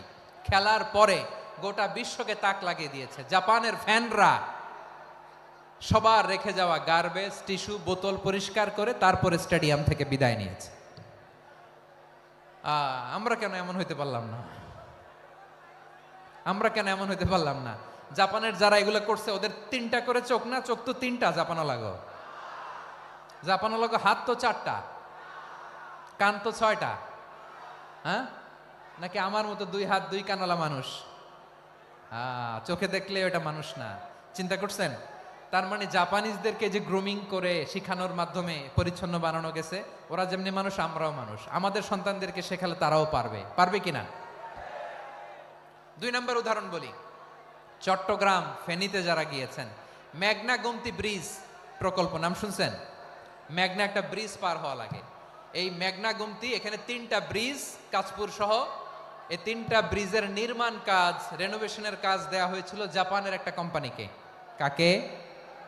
জাপানের কোম্পানি। নির্মাণ শেষে 738 কোটি টাকা বেঁচে গেছিল, এটা গভর্নমেন্টের হাতে দিয়ে তারা বিদায় নিয়েছে। কত টাকা? 738 কোটি টাকা। যত প্রাক্কলিত ব্যয় নির্ধারণ করা হয়েছে সব টাকা সরকার, তৎকালীন সরকার 2019-এর সরকার, কারা ছিল তো জানেন? এই 2019-এর সরকার তাদেরকে দিয়েছে। তারা রিনোভেশন নির্মাণ শেষে 738 কোটি টাকা অতিরিক্ত বেঁচে গেছিল, এটা আবার গভর্নমেন্টের হাতে বুঝাই দিয়ে তারা বিদায় নিচ্ছে। আমরা কেন এমন হইতে পারলাম না? জাপানের ওরাও মানুষ, আমরাও মানুষ। তার মানে মানুষে মানুষে পার্থক্য আছে না নাই? আচ্ছা, জাপানের 2টা উদাহরণ দিলাম, এবার আমার দেশের 2টা উদাহরণ দিব না? বাংলাদেশের 2টা উদাহরণ দিই। 1 নম্বর উদাহরণ, গত সপ্তাহে আপনারা জানেন কক্সবাজার আমার একটা প্রোগ্রাম ছিল, তো হেলিকপ্টারে গিয়েছিলাম। ফেনী জেলা যখন পার হচ্ছি, আমি দেখলাম 3টা উইন্ডমিল চিনেন তো? বিশাল পিলার, 3টা 4টা পাখা থাকে। বায়ু বিদ্যুৎ কেন্দ্র, বাংলাদেশের প্রথম বায়ু বিদ্যুৎ কেন্দ্র এটা। মুহুরী প্রজেক্ট বলে এটার, সম্ভবত মুহুরী প্রজেক্ট। তো সাগরের বাতাসের ঝাপটায় এটা ঘুরে এনার্জি হয়, ইলেকট্রিসিটি উৎপাদন হয়। তো আমি পাইলটকে বললাম, ভাই এগুলো থেকে কেমন ইলেকট্রিসিটি উৎপাদন হয়? কয়, হুজুর একটুও হয় না, কিছুই হয় না। কিছুই হয় না মানে? বলে, হুজুর বাংলাদেশে যত উইন্ডমিল আছে এটার পাখা একটাও ঘুরে না। আল্লাহ, বলেন কি? তাহলে এই যে কোটি কোটি টাকা ব্যয় করে যে উইন্ডমিল, কয় হুজুর ভিতরে ফিটফাট, উপরে ফিটফাট, ভিতরে সদরঘাট। তার মানে কোটি কোটি টাকা দিয়ে এই উইন্ডমিল বানায়, এখানে কিছু নাই। দুর্নীতির আড্ডাখানা, আখড়াখানা বাংলাদেশ, ঠিক কিনা বলেন? হায় রে, জাপানিজরাও মানুষ, আমরাও মানুষ। আমার এক নিকটাত্মীয় সরকারি চাকরিজীবী, উনি আমাকে বললেন, বাংলাদেশের আরেকটা উদাহরণ দেই। উনি আমাকে বললেন যে প্রতি বছর আমাদের অফিসের ফার্নিচার চেঞ্জ করে। আমি বললাম, প্রতি বছর ফার্নিচার চেঞ্জ করে কেন? বলে যে ফার্নিচার নতুন পারচেজ করলেই তো ওইখানে টাকা, নতুন কিনতে পারলেই টাকা, নতুন উন্নয়নের সবক শোনাতে পারলেই টাকা। প্রথম আলোর রিপোর্ট, কি আলো? প্রথম আলোর রিপোর্ট, গত 15 বছরে উন্নয়নের নামে লুটপাট হয়েছে প্রায় 3.25 লাখ কোটি টাকা। কার রিপোর্ট? আমাদের বানানো কথা? প্রথম আলোর রিপোর্ট। গত 15 বছরে কারা ছিল জানেন তো? হ্যাঁ, শুধু ওনাদেরকেই দোষ দিয়ে লাভ নাই। স্বাধীনতার পর থেকে শুধু শাসকের হাত বদল হয়েছে, আমরা কিছু পাই নাই, ঠিক কিনা বলেন? শুধু ওনাদের দোষ দিয়ে কি লাভ? একদল খাইছে, আরেক দল খাওয়ার জন্য রেডি হয়ে আছে। আমরা এরকম চাই না। আমরা চাই স্বাধীন সার্বভৌম বাংলাদেশ। আমরা চাই দুর্নীতিমুক্ত বাংলাদেশ। আমি নিউজটা যে কতবার বললাম, এটা কি সম্ভব?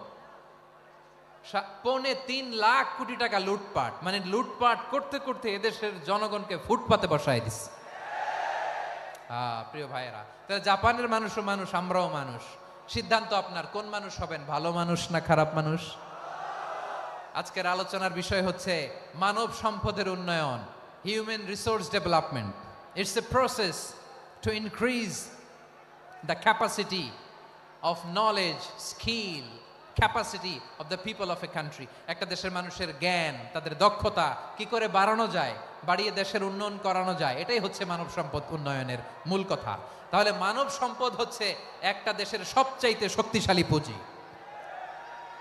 প্রাকৃতিক সম্পদ, খনিজ সম্পদের চেয়েও দামি হচ্ছে মানব সম্পদ। আমার প্রিয় যশোর, প্রাকৃতিক সম্পদ, খনিজ সম্পদের চেয়ে দামি সম্পদ কি সম্পদ? আল্লাহ তাআলা দয়া করে আমাদেরকে এই মানব সম্পদ দিয়েছেন। আসুন আমাদের এই মানুষগুলোকে আমরা সোনার মানুষ বানাই। রাজি আছেন তো সবাই? রাজি আছেন? মানুষ পারে না এমন কোনো কিছু নাই, চাইলে সব পারে। এজন্য মানুষকে তারবিয়া দিতে হবে, যথাযথভাবে তাদেরকে গড়তে হবে। আসুন আমরা সিরাতের আয়নায় বিশ্বনবীর জীবনী থেকে দেখি তিনি কিভাবে হিউম্যান রিসোর্সকে ম্যানেজ করতেন। যদি আপনাদের সময় হয় দু একটা উদাহরণ দিয়ে আজকে আমি আমার আলোচনার বিদায় নিব। হবে সময় হবে কয়েক মিনিট? হ্যাঁ, শান্ত থাকবেন তো? শান্ত থাকবা? হ্যাঁ ঠিক আছে। এই ধাক্কার মধ্যে ঢুকছে, এবার মজা বুঝতেছো তো? হ্যাঁ, মানা করছিলাম না? ঠিক আছে, টের পাও। হ্যাঁ ঠিক আছে। যে আওয়াজ করবে আমি ওকে দেখতেছি, কে কে আওয়াজ করে দেখতেছি। শেষ কথা, শেষের দিকে চলে আসছি। বিষ্ণু ইসলাম কিভাবে হিউম্যান রিসোর্সকে ম্যানেজ করতেন, মজার কথা আছে কয়েকটা, বলে বিদায় নিব। বিশ্বনবী কিভাবে এই মানব সম্পদকে ম্যানেজ করতেন। বিশ্বনবী he was a very good talent hunter, চৌকস ট্যালেন্ট হান্টার ছিল। কার মধ্যে কি ট্যালেন্ট আছে দেখলেই বুঝে ফেলতেন। সুবহানাল্লাহ পড়বেন না? কি নবী আমরা পেয়েছি! He was a very good talent hunter. আমার নবী তিনি চৌকস ট্যালেন্ট হান্টার ছিলেন। কার মধ্যে কি প্রতিভা বের করতেন, ওই প্রতিভাকে ইসলামের কল্যাণে কাজে লাগাতেন। সুবহানাল্লাহ বলেন। যাকে যেই জায়গায় সেট করলে ভালো হবে তাকে ওই জায়গায় সেট করতেন। কয়েকজন সাহাবীর জীবনী শোনাই। আবু মাহজুরা রাদিয়াল্লাহু তাআলা আনহু, মক্কার মুয়াজ্জিন, আগে ছিল মুশরিক, পরে হয়েছে মুমিন। উনি কিভাবে মুমিন হইলেন এই ঘটনাটা একটু আপনাদের শোনাতে চাই। তা আপনাদের তো সময় নাই হাতে। হ্যাঁ সময় আছে? এই জেনজি শেষ করে দিল আজকের প্রোগ্রামটা। 1 ঘন্টা ধাক্কা ধাক্কি করে কেমনে দাঁড়ায় আছে আমি বুঝলাম না।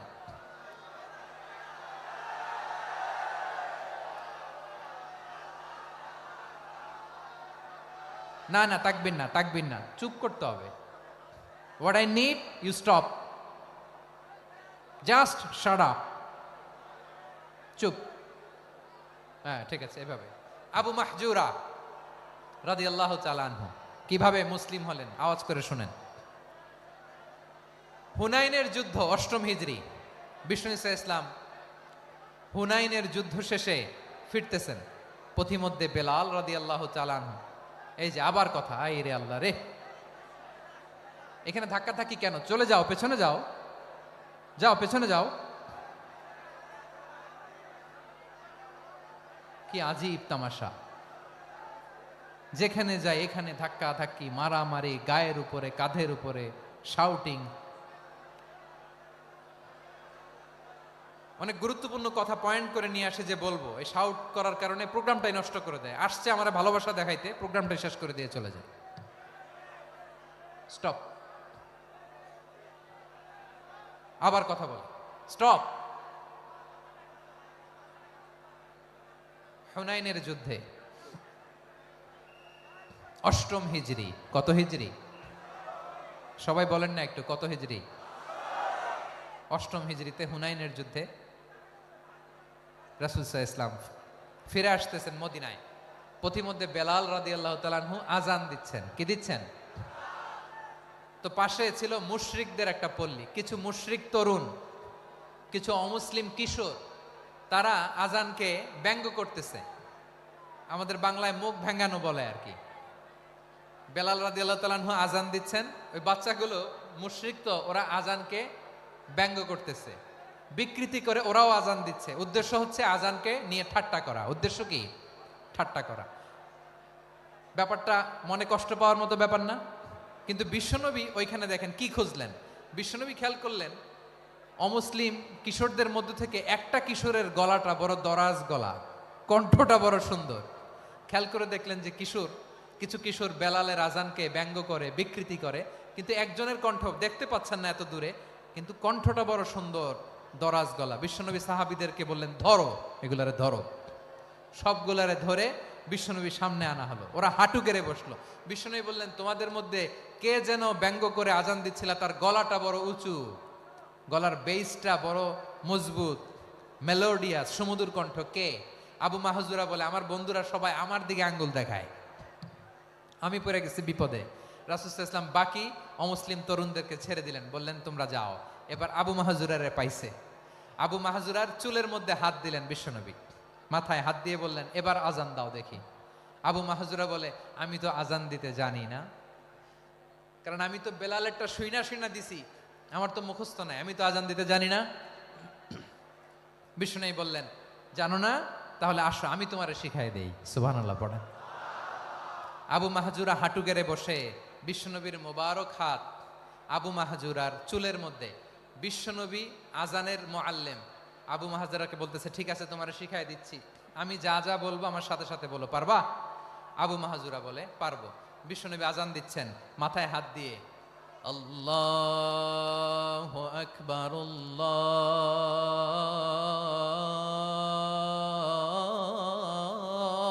আল্লাহু আকবার। আবু মাহজুরা এই বাক্যটা পড়লেন। বিশ্বনবী দ্বিতীয় বাক্য পড়তে আরম্ভ করলেন, আল্লাহু আকবার,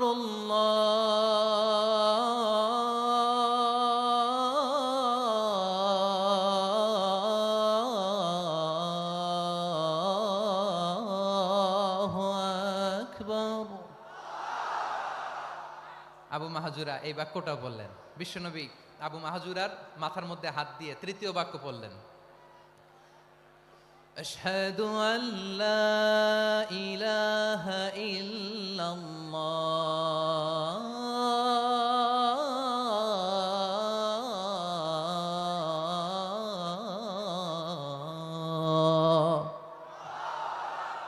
আবু মাহজুরা তৃতীয় বাক্য পড়লেন। বিশ্বনবী একটা বাক্য পরে আবু মাহজুরা পরে, বিশ্বনবী পরে আবু মাহজুরা পরে। আবু মাহজুরা কিন্তু অমুসলিম, মুশরিক।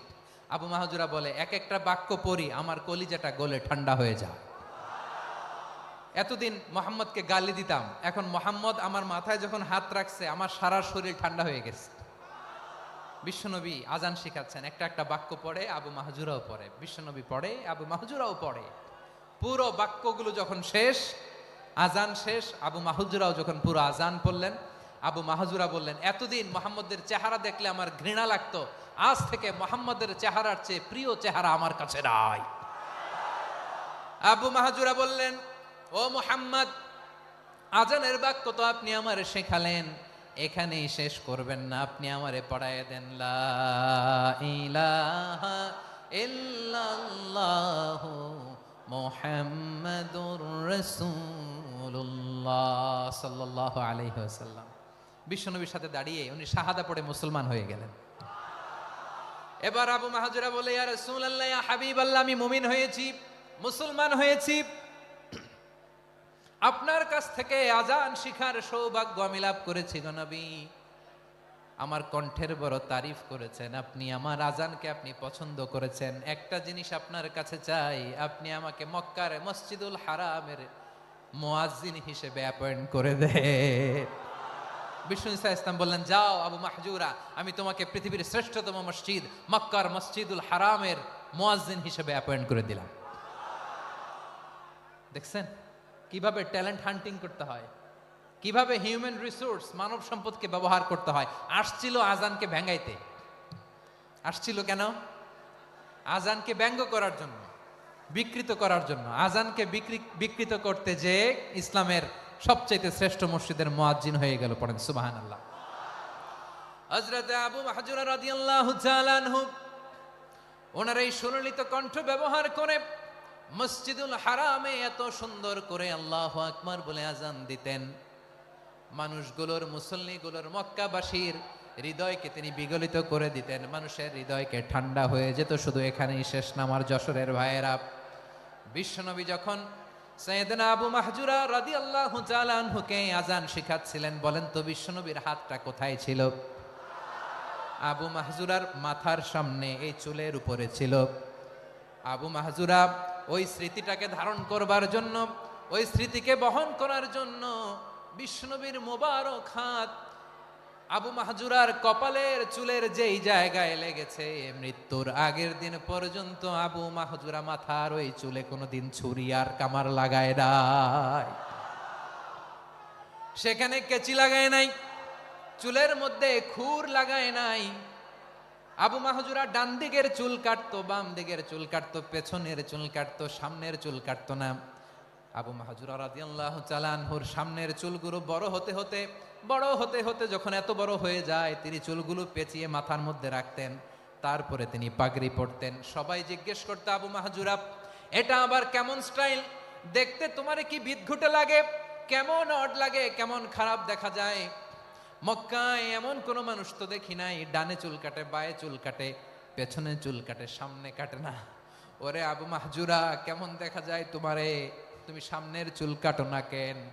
আবু মাহজুরা বলে, আমি হাঁটু গেড়ে পেয়ারা নবীর সামনে বসেছিলাম, আমার এই মাথার চুলের মধ্যে মুবারক হাত লাগিয়ে বিশ্বনবী নিজে আমাকে আজানের প্রতিটা বাক্য শিক্ষা দিয়েছেন। বিশ্বনবীর মোবারক হাত, পবিত্র হাত আমার মাথার চুলের যেই জায়গায় লেগেছে, আমি চাই ওই চুলগুলা নিয়ে আমি আমার কবরের ভিতরে যাব। সাইয়েদনা আবু মাহজুরা রাদিয়াল্লাহু তাআলা আনহু ইন্তেকালের আগের পর্যন্ত মাথার সামনের চুলগুলা কাটে নাই।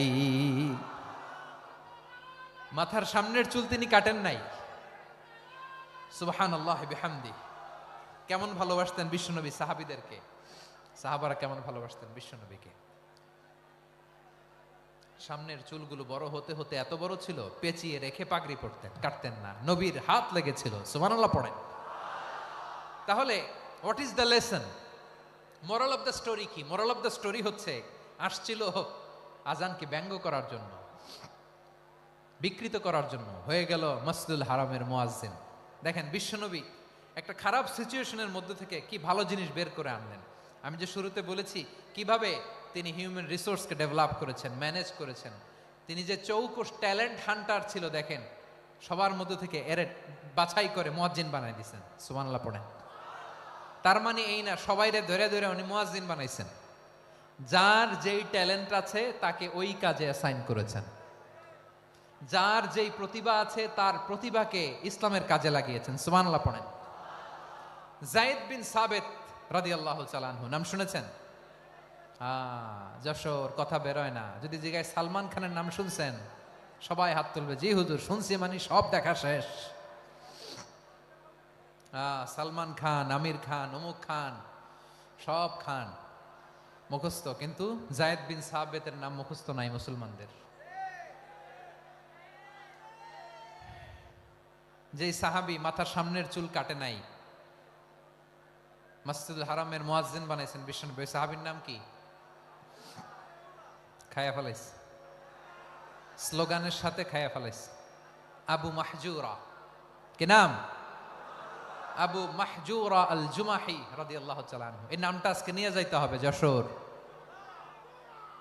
আবু মাহজুরা রাদিয়াল্লাহু তাআলা আনহু। 2 নম্বরে বলছিলাম যায়েদ বিন সাবিত রাদিয়াল্লাহু তাআলা আনহু।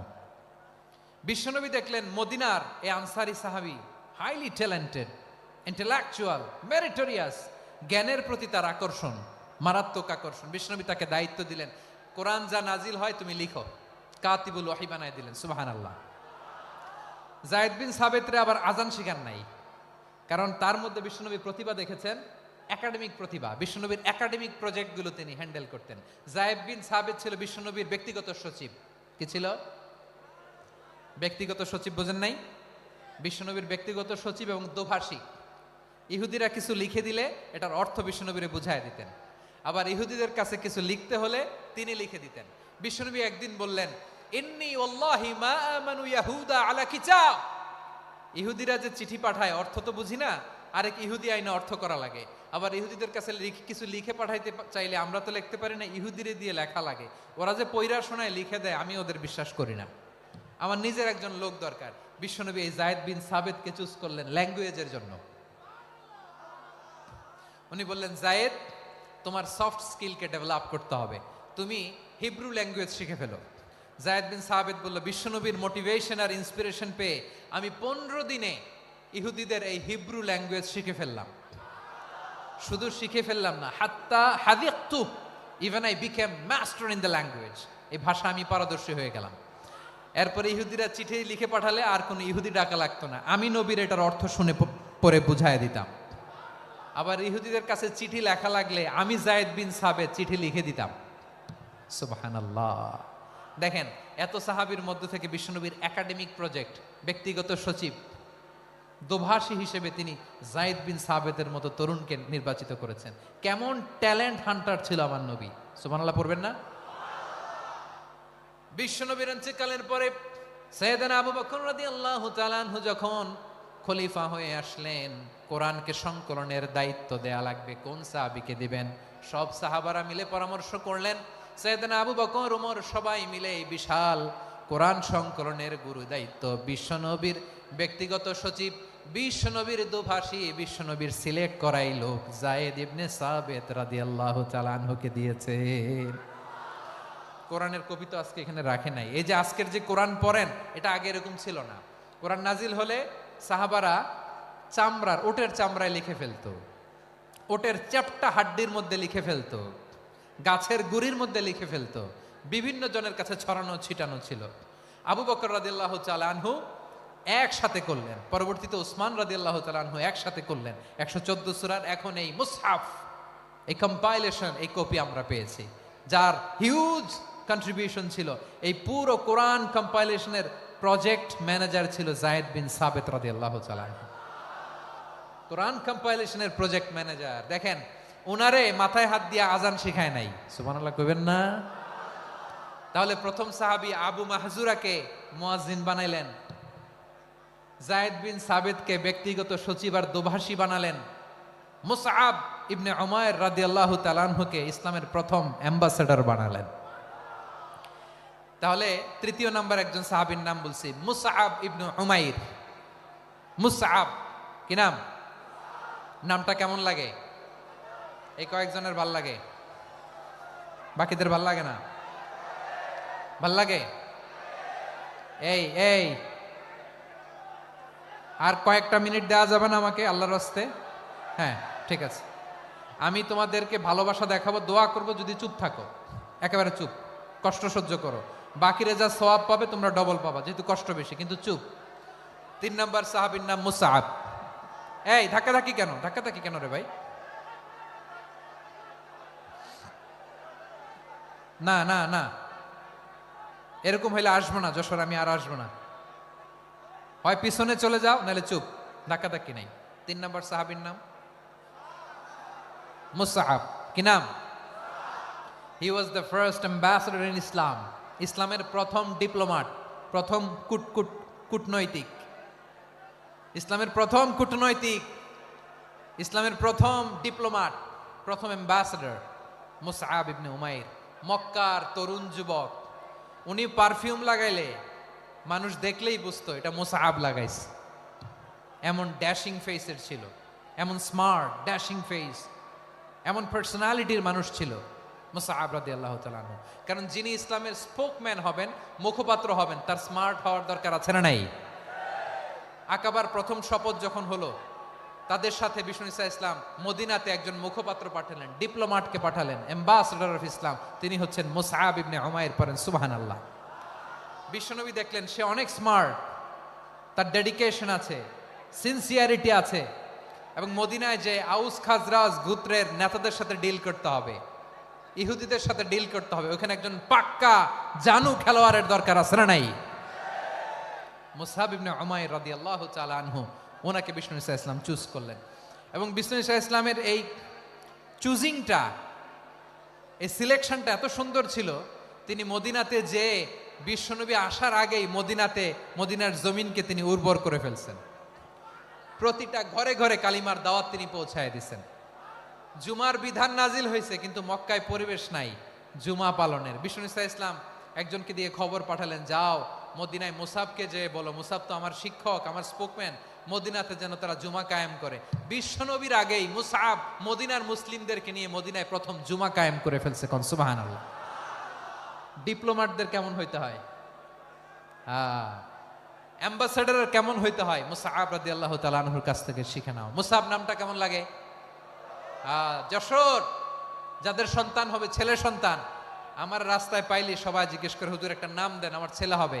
যশোরবাসীর জন্য আমি একটা নাম দিয়ে দিলাম, নাম রাখতে হবে মুসাআব। কি নাম? নামটা যাদের ভাল লাগে, ছেলে সন্তান অনাগত আসবে, মনে চাইলে নাম রেখে দিবেন মুসাআব রাদিয়াল্লাহু তাআলা আনহুর নামে মুসাআব।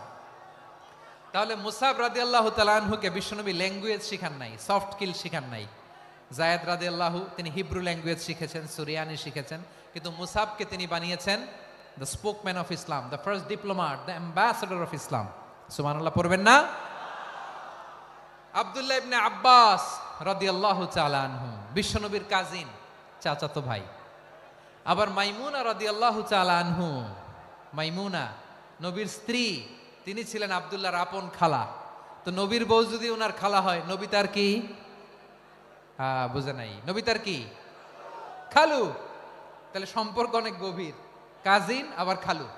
ছোট্ট মানুষ, তাই রাতে মাঝে মাঝে ঘরে থাকতো। বিশ্বনবী দেখলেন আব্দুল্লাহ যেহেতু আমার ঘরে ঢুকতে পারে, আব্দুল্লাহরে এই উম্মতের বড় শিক্ষাবিদ বানাইতে হবে। কথা বোঝে নাই? আব্দুল্লাহকে কি বানাইতে হবে? শিক্ষাবিদ, এডুকেটর অফ দিস উম্মাহ, এই উম্মার শিক্ষাবিদ বানাইতে হবে। তাই আব্দুল্লাহ ইবনে আব্বাসকে বিশ্বনবী হাতে কলমে শিক্ষা দিয়েছেন। আহারে, আর এরপরে যে কি ভাষা আসবে তোমাদের জন্য আমার মুখ থেকে আমি নিজেও জানি না, আমি নিজেও জানি না। 1 ঘন্টা যাবত ধাক্কা ধাক্কি মারামারি, তো আসতে বলছে কে তোমাকে? পেছনে চলে যাও, জায়গা না পেলে। পুরো প্রোগ্রামটাই নষ্ট করে দিল।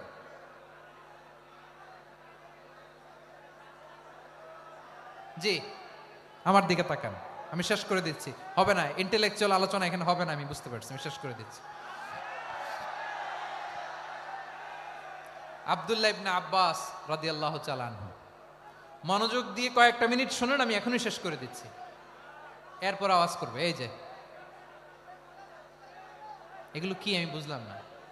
আমি বললাম না সব করা যাবে, বসে যাও, শুয়ে যাও, চলে যাও, আওয়াজ করা যাবে না। অন্যকে বসো এটাও বলার দরকার নাই, জাস্ট এদিকে তাকাও। আল্লাহ। আব্দুল্লাহ ইবনে আব্বাস রাদিয়াল্লাহু তাআলা আনহু, ওনাকে বিশ্বনবী হাতে কলমে শিক্ষা দিয়েছেন, যেহেতু উম্মতের শিক্ষাবিদ হবেন, এডুকেটর হবেন। তো বিশ্বনবী রাতে যখন তাহাজ্জুদ পড়তেন, ছোট্ট আব্দুল্লাহ ঘরে থাকতো। বুঝতে পেরেছেন? ছোট্ট মানুষ তো ঘরে থাকতো। তো বিশ্বনবী তাহাজ্জুদের জন্য একবার দাঁড়িয়েছেন, ছোট্ট আব্দুল্লাহ ওযু করে দাঁড়াইছে।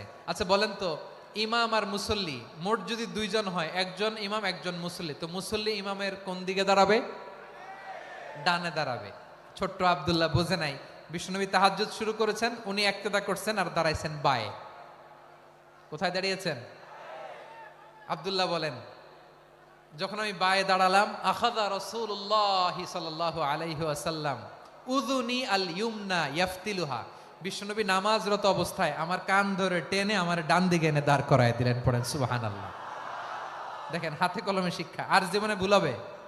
কথা কয় না, আর ভুল হবে? আর ভুল হবে না। এভাবে বিশ্বনবীর অনেক সঙ্গ পেয়েছেন, সফর করেছেন, একই বাহনে বসেছেন, এক বাহনে বসে লম্বা নাসিহত করেছেন, বলেছেন, ইয়া গোলাম ইহফাজিল্লাহ ইয়াহফাজকা, ইহফাজিল্লাহ তাজিদহু তুজাহাক, ইযা সাআলতা ফাসআলিল্লাহ ওয়া ইযা ইসতাআনতা ফাসতাইন বিল্লাহ। আল্লাহর বিধান মানো, আল্লাহর বিধান রক্ষা করো, আল্লাহ তোমায় রক্ষা করবে। আব্দুল্লাহ, চাইতে হলে আল্লাহর কাছে চাও, সাহায্য চাইতে হলে আল্লাহর কাছে সাহায্য চাও। মনে রাখো, গোটা বিশ্বের সবাই যদি তোমার সাহায্য করতে চায়, ততটুকুই করতে পারবে যতটুকু আল্লাহ তোমার নসিবে রেখেছে।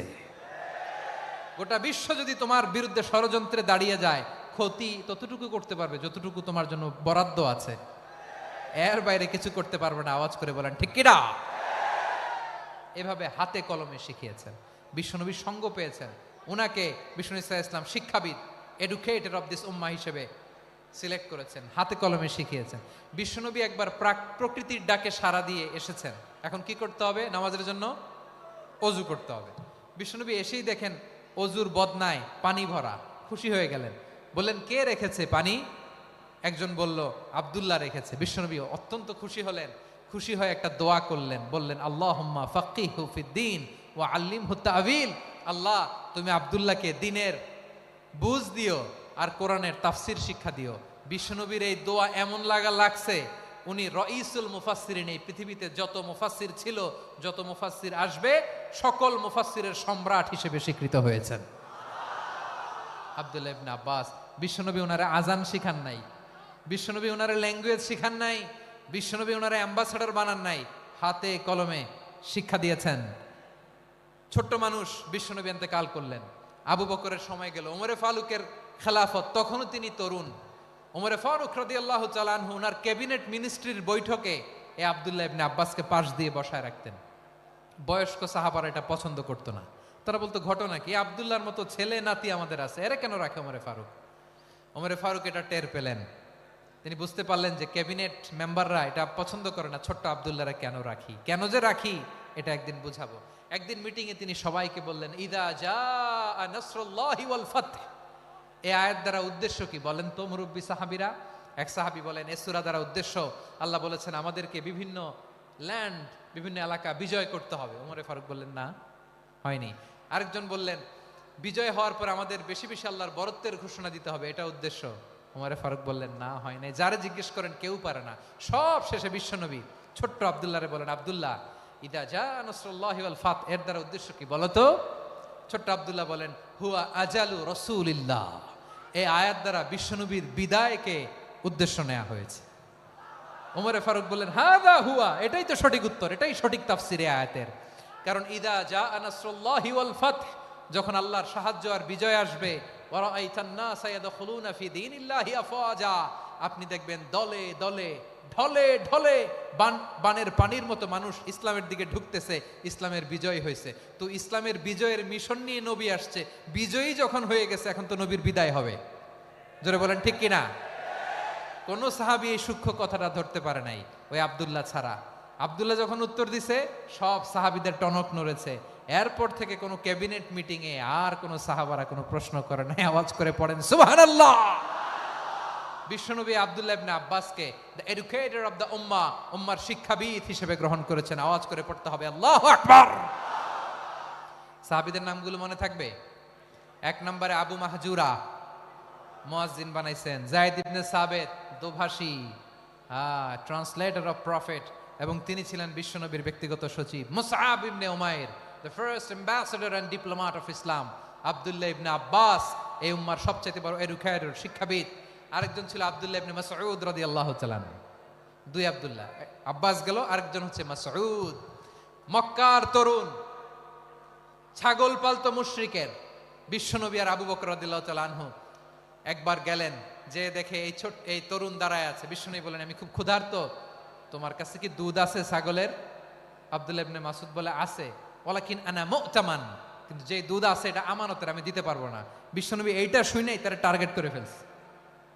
আনা মুতামান, দুধ আছে কিন্তু এটা আমার মালিকের, আমি তো দরদ দেখাই, আমার মালিকের দুধ আপনি পথিক, আপনারা দিতে পারি না। বিশ্বনবী টার্গেট করে ফেলছেন, এরে আমার কাজে লাগাইতে হবে। বিশ্বনবী বলেন, আচ্ছা ঠিক আছে, দুধ দিও না, কিন্তু এমন ছাগি আছে কিনা যেই ছাগির সাথে কোনো ছাগলের মিলন হয় নাই, তার ওলানে দুধও আসে নাই, বাচ্চাও নাই, এরকম ছাগির থেকে যদি আমি দুধ খাই তাহলে তো সমস্যা নাই। বলতেছে, এরকম ছাগির থেকে দুধ খাইলে সমস্যা নাই, কারণ এরকম ছাগির ওলান থেকে দুধ আসবেও না। বলতেছে, ঠিক আছে, এরকম একটা ছাগি নিয়ে আস। নিয়ে আসা হলো। বিশ্বনবী বিসমিল্লাহ বলে ওই ছাগির ওলানে হাত দিলেন। হাত দিতে দেরি, পুরো ওলানটা দুধে ভরে যেতে দেরি হয় না। বিশ্বনবী আর আবু বকর রাদিয়াল্লাহু তাআলা আনহু দহন করে পেট ভরে খেলেন। এই দৃশ্য আব্দুল্লাহ ইবনে মাসউদের হৃদয়ে দাগ কাটলো। এই মুজিজা দেখে তিনি বললেন, আশহাদু আল্লা ইলাহা ইল্লাল্লাহ ওয়া আশহাদু আন্না মুহাম্মাদুর রাসূলুল্লাহ। তিনি ষষ্ঠ মুসলিম ছিলেন, 6 নাম্বার মুসলমান। ওনাকে টার্গেট করে বিশ্বনবী দেখলেন এমন ইন্টেলেকচুয়াল ব্রেন, উনি সূক্ষ্ম সূক্ষ্ম জিনিস বুঝে বেশি, ফিকহি জ্ঞান ওনার মধ্যে বেশি। বিশ্বনবী ওনাকে কোরআনের জ্ঞান শিক্ষা দিতে লাগলেন। উনি বিশ্বনবী সবার কাছে কোরআন শোনায়, কিন্তু বিশ্বনবী নিজে আব্দুল্লাহ ইবনে মাসউদের কাছ থেকে কোরআন শুনতো। বিশ্বনবী একবার বললেন, ইকরা আলাইয়া ইয়া মাসউদ। ইবনে মাসউদ, একবার শোনাও তো কোরআন দেখি। আব্দুল্লাহ ইবনে মাসউদ বলে, আকরাউ আলাইকা ওয়া আলাইকা উনজিল। নবী, আপনার উপর কোরআন নাজিল হয় আর আমি আপনার সামনে কোরআন পড়ব। বিশ্বনবী বললেন, ইন্নী উহিব্বু আন আসমাআহু মিন গায়রি। আমি নিজে পড়তে যেমনি ভালোবাসি, অন্যে পড়ুক আমি শুনবো, এটাও আমি ভালোবাসি। সূরা নিসা তিনি তেলাওয়াত করে শুনিয়েছেন। এমন সূক্ষ্ম সূক্ষ্ম বিষয় বিশ্বনবী উনাকে ধরিয়ে দিয়েছেন, উনি হয়ে গিয়েছেন আব্দুল্লাহ ইবনে আব্বাস হয়েছেন রাইসুল মুফাসসিরিন, উনি হয়ে গিয়েছেন ফাকিহুল উম্মাহ। ওনার চাইতে বড় ফকি এই পৃথিবী আর দেখবে না, চিল্লায় বলেন সুবহানাল্লাহ। উনি বলতেন ওয়াল্লাহি ওয়াল্লাহি ইল্লাযী লা ইলাহা গায়রু মা উনজিলাত সূরাতুন ইল্লা ওয়া আনা আ'লামু আইনা উনজিলাত ওয়া ফীমা উনজিলাত। বিশ্বনবী এমন ভাবে কোরআনের দার্স আমাকে দিয়েছেন, কোরআনে যত সূরা নাজিল হয়েছে, যেখানে নাজিল হোক না কেন আমি জানি এটা কোথায় নাজিল হয়েছে এবং কোন প্রেক্ষাপটে নাজিল হয়েছে। এমন একটা সূরা নাই যে সূরার কোথায় নাজিল হয়েছে আমি মাসুদের জানা নাই, কোন প্রেক্ষাপটে নাজিল হয়েছে আমার জানা নাই। এরকম ঘটবে না, চিল্লায় বলেন আল্লাহু আকবার। এই আব্দুল্লাহ ইবনে মাসউদ রাদিয়াল্লাহু তাআলা আনহু ওমরে ফারুকের সময় কুফার চিফ জাস্টিস ছিলেন। কুফা নগরীর চিফ জাস্টিস। চিফ জাস্টিস বুঝেন নাই? বিচারপতি। কি ছিলেন? সবাই বলে নাই, কি ছিলেন? বিচারপতি ছিলেন। এবং ওনার যে ফিকহি জ্ঞানের ধারা, এটাই আলকামা, ইব্রাহিম আন-নাখাই, হাম্মাদ ইবনে সুলাইমান হয়ে ইমাম আবু হানিফা পর্যন্ত পৌঁছেছে। এবং ওনার ফিকহি জ্ঞানের ধারাই হানাফি মাযহাবে অ্যাকসেপ্ট হয়েছে। আজও এগুলো হানাফি মাযহাবে চর্চিত হয়। হানাফি মাযহাবের সব ফিক আব্দুল্লাহ ইবনে মাসউদের ফিকহি জ্ঞানের ধারা থেকে নেওয়া হয়েছে, চিল্লায় পড়েন সুবহানাল্লাহ। তাহলে উনাকে বিশ্বনবী বানিয়েছেন জুরিস্ট, আইনবিদ, ফকিহ। উনারে আজান শিখান নাই। হিউম্যান রিসোর্স ডেভেলপমেন্ট কিভাবে করবেন, মানব সম্পদের উন্নয়ন কিভাবে করতে হয়, কিভাবে যার যেখানে প্রতিভা কাজে লাগাতে হয় উনি দেখিয়েছেন। সুবহানাল্লাহ পড়বেন না? খালিদ বিন ওয়ালিদ নাম শুনছেন? কে কে শোনেন নাই হাত তোলেন। কি ছিলেন? বীর যোদ্ধা ছিলেন খালিদ বিন ওয়ালিদ। কিন্তু তিনি ইসলাম ধর্ম গ্রহণ করেছেন অনেক দেরিতে, 8ম হিজরিতে। তার মানে 8ম হিজরির আগে উনি মুশরিকদের পক্ষে লড়াই করেছেন। ওনার হাতে কত মুসলিম সাহাবী যে নিহত হয়েছে হিসাব নাই। বিশ্বনবী টার্গেট করে রাখছে, তুমি আমাদের মুসলিমদের এত ক্ষতি করলা, তুমি যখন মুসলমান হবা তোমার দিয়ে আমি এমন কাম করামু যে এটা আর কেউ করতে পারবে না। সুবহানাল্লাহ নাই? যশোর ক্লান্ত হয়ে গেছে।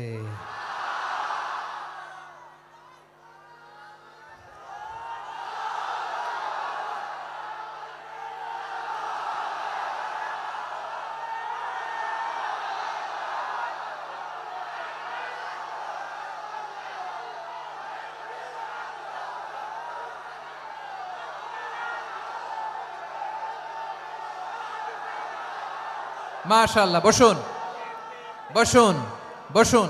খালিদ বিন ওয়ালিদ রাদিয়াল্লাহু তাআলা আনহু 8ম হিজরিতে মুসলিম হয়েছেন, মক্কা বিজয়ের আগে। তো মক্কা বিজয়ের আগে যখন মুসলিম হয়েছেন, এর আগে কি করছেন?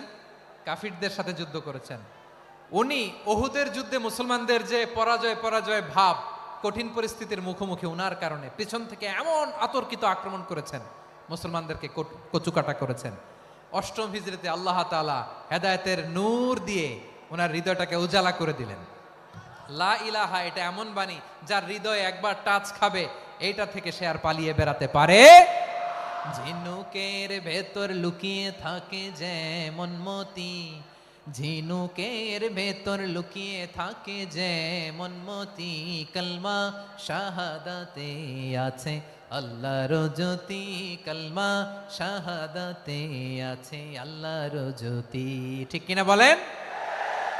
মক্কা বিজয়ের আগে মুসলিম হলেন, হওয়ার পরেই বিশ্বনবীর টার্গেট ফুলফিল হলো। ওই যে টার্গেট করে রেখেছেন আর দোয়া করেছেন, খালিদ বিন ওয়ালিদ যদি মুসলিম হয় তাকে আমি মিলিটারি চিফ বানাবো।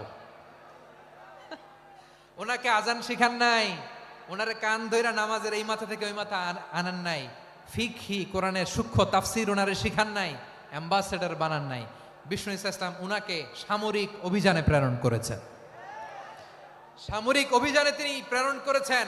ওনার জীবদ্দশায় ওনার নেতৃত্বে যতগুলো যুদ্ধ হয়েছে, একটা যুদ্ধেও তিনি পরাজয় বরণ করেন নাই। ওমরে ফারুকের সময়কালে তিনি চিফ অফ মুসলিম মিলিটারি, মানে মুসলিম সেনাপতি হয়েছেন। যশোর আওয়াজ করো, ঠিক কিনা বলো? সেনাপতি, মুসলিম সেনাপতি। তাহলে কিভাবে হিউম্যান রিসোর্স ব্যবহার করতে হয় গোটা বিশ্ব আমার নবীর কাছ থেকে শিখে নাও। খালিদ বিন ওয়ালিদ, ওনাকে বিশ্বনবী একটা উপাধি দিয়েছেন, উপাধিটা হচ্ছে সাইফুল্লাহিল মাসলুল, আল্লাহর নাঙ্গা তরবারি, আল্লাহর খোলা তরবারি, দ্য ওপেন সোর্ড অফ আল্লাহ। খালিদ বিন ওয়ালিদ মুসলিম সেনাপতি। হাসান বিন সাবেত নাম শুনছেন? দেখি উনি কি ছিল বলেন। রাসূলের সভা কবি, কালচারাল হিজিমনিকে ডিফিট করার জন্য। উনি ভালো অস্ত্র চালানো জানতেন না, ওই কাজে উনি যেতেন না। ওনার ছিল কাব্য প্রতিভা। কাব্য প্রতিভা, কাফিররা কবিতা দিয়ে নবীকে গালি দিত। বিশ্বনবী বলতেন, ইয়া হাসান আজিব আন রাসূলিল্লাহ, তুমি নবীর হয়ে কাফেরদের এই কথাগুলোর জবাব দাও।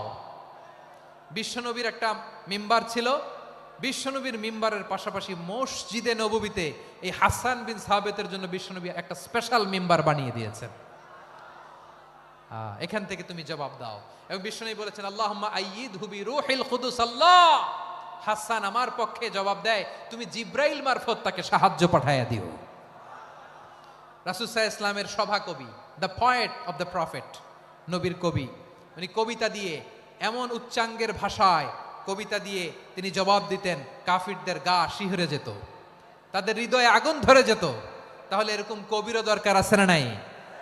এখন যাকে আল্লাহ দিছে কাব্য প্রতিভা, এরা যদি আপনি যুদ্ধের ময়দানে পাঠান হবে? যারে দিছে সুরেলা গলা, এরা যদি অ্যাম্বাসেডর বানান হবে না। হাসান বিন সাবিত ছিলেন বিশ্বনবী সাল্লাল্লাহু আলাইহি ওয়াসাল্লামের কবি। হুযায়ফা ইবনুল ইয়ামান বিশ্বনবীর গোয়েন্দা বিভাগের প্রধান। কিসের প্রধান?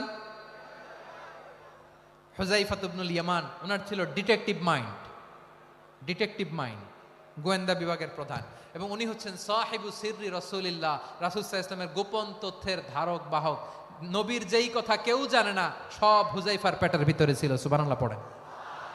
মদিনার যত ইহুদিদের একটা লিস্ট ছিল, এই লিস্ট শুধু দুইজন জানতো, বিশ্বনবী আর হুযায়ফা। সুবহানাল্লাহ পড়বেন না? তাহলে উনাকে কোন দায়িত্ব দিছে? কোন বিভাগ? যশোর, আওয়াজ করো, কোন বিভাগ? গোয়েন্দা বিভাগের হেড ছিল। খন্দকের যুদ্ধে প্রচন্ড আজকের মতো শৈত্য প্রবাহ, মাটি খনন করতে করতে সাহাবীদের পেটে ক্ষুধা নাই, দাঁড়াইতে পারে না নামাজের জন্য, এত ক্লান্ত, ক্ষুধা, ক্লান্ত, শ্রান্ত। বিশ্বনবী বললেন, কে আছো? এই কঠিন শীত, এই ভয় আর ক্ষুধার মধ্যেও খন্দকের পরীক্ষার টপকে শত্রু শিবিরে যে আমাকে তথ্য দিবা, কে আছো? কারো গায়ে শক্তিই নাই যে দাঁড়াবে, কেউ দাঁড়ায় না। বিশ্বনবী তখন নিজে হুযায়ফাকে ডাক দিলেন, হুযায়ফা, যে আমাকে আজকে শত্রু শিবিরের তথ্য এনে দিবে, সে জান্নাতে আমার মোরাফাকা, আমার সঙ্গী হবে। হুযায়ফা রাদিয়াল্লাহু ইবনুল ইয়ামান জীবনের ঝুঁকি নিয়ে এই ক্ষুধা, শৈত্য প্রবাহ, কোল্ড ওয়েভসকে উপেক্ষা করে পরীক্ষা টপকে শত্রু শিবিরে যে সবার কথাগুলো চুপে চুপে শুনে বিশ্বনবীর দরবারে এসে গোয়েন্দাদের মতো তথ্য সরবরাহ করেছে। বিশ্বনবীর গোয়েন্দা বিভাগের প্রধান হুযায়ফা ইবনুল ইয়ামান ইন্টেলিজেন্স বিভাগ চালাতেন। মুনাফিকদের নাম ওনার কাছে ছিল। মুআয ইবনে জাবাল মদিনা রাষ্ট্রের সবচেয়ে সিনিয়র আমলা ছিলেন। আমলাতন্ত্র চিনেন তো? প্রশাসনিক কাজ যারা চালায়, অ্যাডমিনিস্ট্রেশন বুঝেন না? The department of administration. মদিনার রাষ্ট্রের সিনিয়র আমলা মুআয ইবনে জাবাল মুতাখাসসিসুন ফিল হালাল ওয়াল হারাম, হালাল হারামের স্পেশালিস্ট ছিলেন। বিশ্বনবী উনাকে ইয়ামানের গভর্নর করে পাঠাইছেন। বলেছেন, ইন্নাকা তা'তি কওমান আহলা কিতাব, এমন গোষ্ঠীর কাছে যাবা এরা ইহুদি নাসারা, আগে শাহাদা পড়লে এরপরে নামাজের দাওয়াত দিও, নামাজ পড়লে যাকাতের দাওয়াত দিও। গভর্নরের অ্যাটিটিউড যেমন থাকে তেমন অ্যাটিটিউড ধরে রেখো। সুবহানাল্লাহ পড়েন। তাহলে মুআয ইবনে জাবালকে দিয়ে বিশ্বনবী কবিতা লেখায় নাই, চিঠি লেখায় নাই, আজান দেওয়ায় নাই। সুবহানাল্লাহ পড়বেন না? সব শেষ সাহাবী বলি আবু হুরায়রা রাদিয়াল্লাহু তাআলা আনহু। নাম শুনছেন? বিড়ালের বাবা। কি করতেন? খালি হাদিস মুখস্থ করতেন। উনি বলতেন, আলজামু রাসূলুল্লাহ আলা মিল ইবাতনি, আমার শুধু পেটের ক্ষুধার বন্দোবস্ত হইলে আমি নবীর সঙ্গ ছাড়তাম না। আমার আনসার সাহাবারা ক্ষেত খামারের কাজ করত, আমার মুহাজির সাহাবারা ব্যবসা করত, আর আমি নবীর সাথে সাথে থাকতাম। শুধু সকাল বিকাল দুই বেলা যদি আমার খাবারের বন্দোবস্ত হয়, আমি আর নবীর লক ছাড়ি না। সুবহানাল্লাহ কইবেন না?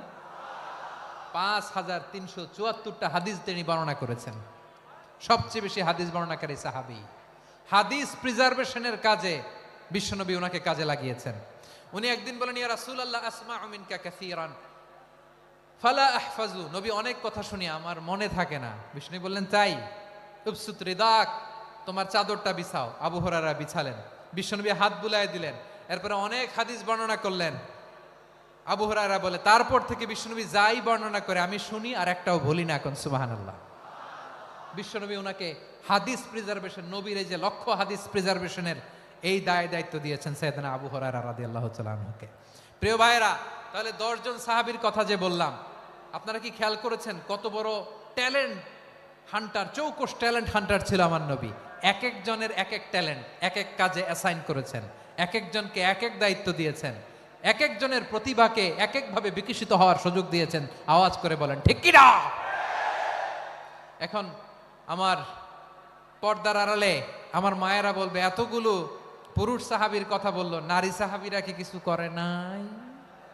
হ্যাঁ, একজন নারী সাহাবীর কথা বলে মোনাজাত হবে, দোয়া ছাড়া কেউ যাব না। রুফাইদা আল আসলামিয়া রাদিয়াল্লাহু তাআলা আনহা, ওনার বাবার নাম সাআদ আল আসলামি। বিশ্বনবী কি খেয়াল করলেন দেখেন, সাআদ ছিল মদিনার বড় ডাক্তার। এই নারী সাহাবী রুফাইদা বাবার কাছ থেকে চিকিৎসা বিদ্যা শিখেছেন। যখন শিখছে, বিশ্বনবী দেখলেন আমার তো প্রতি সপ্তাহে সপ্তাহে যুদ্ধে আহত সাহাবীদের সেবা দিবে কে? বিশ্বনবী রুফাইদাকে বললেন, রুফাইদা তুমি মসজিদে নববীর পাশে একটা মেডিকেল ক্যাম্প করো। এই যে সাকিনা আদ্দিন মেডিকেলের আমার ছাত্রী বন্ধুরা, শুনে রাখো, তোমাদের আইকন হচ্ছে এই রুফাইদা আল আসলামিয়া। বিশ্বনবীর ডিরেকশন অনুযায়ী তিনি মসজিদে নববীর পাশে একটা মেডিকেল ক্যাম্প করলেন এবং আহত সাহাবাদের চিকিৎসা উনি ওনার টিম নিয়ে দিতেন। বিশ্বনবীর পরামর্শে উনি আনসারি এবং মুহাজির মহিলা সাহাবীদেরকে নিয়ে একটা স্পেশাল মেডিকেল টিম গঠন করলেন। খায়বার যুদ্ধে 7ম হিজরিতে যখন বিশ্বনবী যায়, উনি ওনার টিম নিয়ে আসলেন, বললেন, ইয়া রাসূলুল্লাহ, আমরা তো তলোয়ার চালাতে পারি না, আমরা তো তীর মারতে পারি না, আপনি যদি অনুমতি দেন খায়বার অভিযানে আমি আমার টিম নিয়ে মেডিকেল টিমের সেবাটা সার্ভিসটা দিতে চাই। পড়েন সুবহানাল্লাহ। বিশ্বনবী অনুমতি দিলেন, যোদ্ধা সাহাবীদের সাথে রুফাইদা আল আসলামিয়া উনিও মেডিকেল টিম নিয়ে অগ্রসর হলেন। খায়বারের প্রতিটা আহত ইনজুর্ড সাহাবী যারা ইনজুরি শিকার হয়েছেন, সবাই রুফাইদা আল আসলামিয়ার এই মেডিকেল ক্যাম্প থেকে চিকিৎসা সহায়তা পেয়েছেন। সুবহানাল্লাহ পড়েন। দেখেন কিভাবে বিশ্বনবী ট্যালেন্ট বাছাই করতেন। আপনি অবাক হবেন, বাহরাইনের মেডিকেল ইউনিভার্সিটিতে রুফাইদা আল আসলামিয়া মেডিকেল প্রাইজ অ্যাওয়ার্ড প্রতি বছর দেয়া হয়। যদি 8 দিনের এই মেডিকেল, আমার বোনেরা যদি জেনে থাকো জানো, না হলে নতুন করে জানো, সার্চ দিও, রুফাইদা আল আসলামিয়া মেডিকেল অ্যাওয়ার্ড বাহরাইনের ইউনিভার্সিটিতে দেয়া হয়। প্রিয় ভাইয়েরা, তাহলে আলোচনার সামারি আমরা করি। বিশ্বনবী যার যেখানে ট্যালেন্ট তাকে ওইখানে কাজে লাগাতেন। আওয়াজ করে বলেন ঠিক কিনা?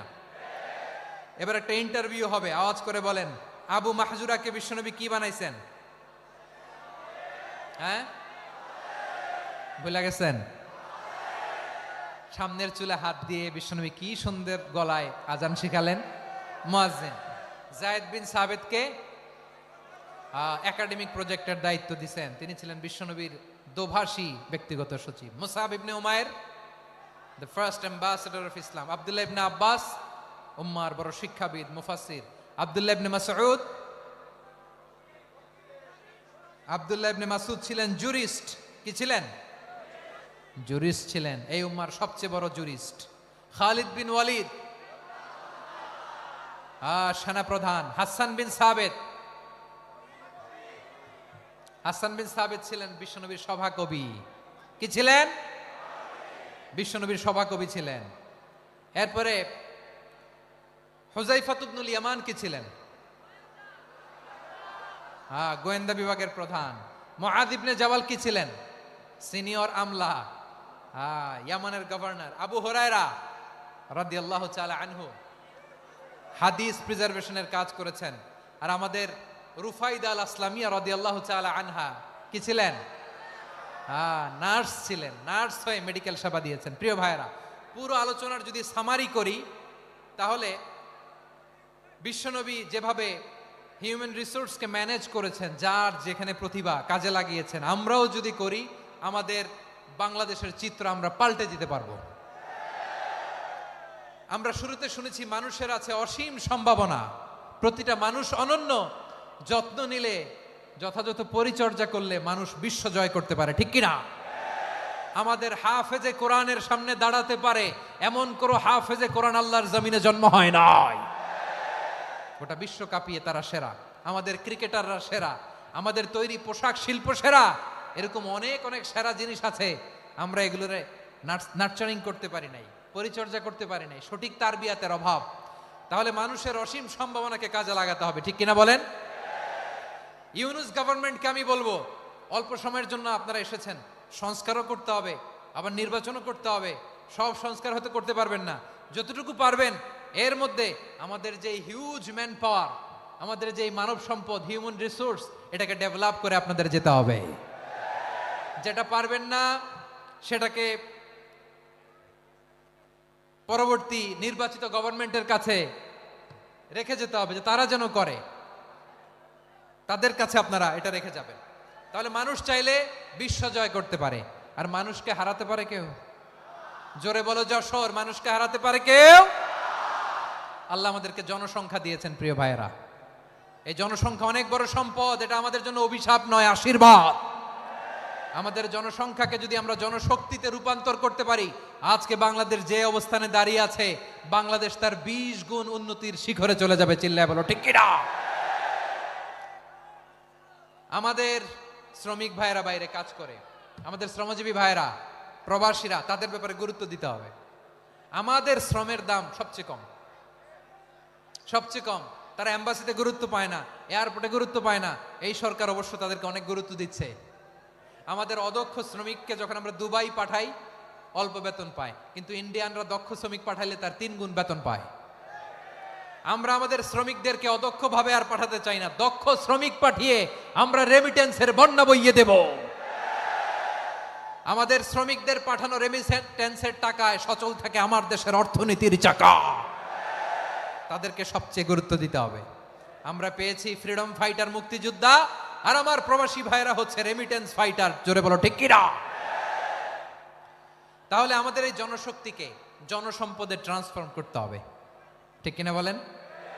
সরকার জনগণকে এভাবে পলিশ করতে হবে। মা বাবারা ছেলে মেয়েদের মধ্যে কার কোন যোগ্যতা, তাকে ওইভাবে কাজে লাগাতে হবে। সবার এ প্লাস পাওয়ার কোনো দরকার নাই। আমাদের দেশে একটা টেন্ডেন্সি আছে, পরীক্ষায় এ প্লাস না পাইলে কই তুই কি করলি, পাশের বাড়ির ছেলে এ প্লাস পাইছে, যা ওর পা ধোয়া পানি খা। কি খা? তা আমি ভাবছি যে পা ধোয়া, এ প্লাস পাওয়া ছেলেদের পা ধোয়া পানির একটা পানির ব্র্যান্ড বানাইতে হবে। এরকম লেখা থাকবে, এ প্লাস পাওয়া ছেলেদের পা ধোয়া পানি। খাওয়া নাই, এগুলার খাওয়া নাই। ওরে আল্লাহ এ প্লাস পাওয়ার জন্য বানাইছে, আর আপনার ছেলেকে এই এ প্লাস গুলারে নিয়ন্ত্রণ করার জন্য আল্লাহ বানাইছে। ওকে দিয়ে আল্লাহ কি করবে আপনি জানেনই না। একটা এ প্লাস, একটা এ গ্রেড একটা মানুষের জীবনকে ঠিক করে দিতে পারে না।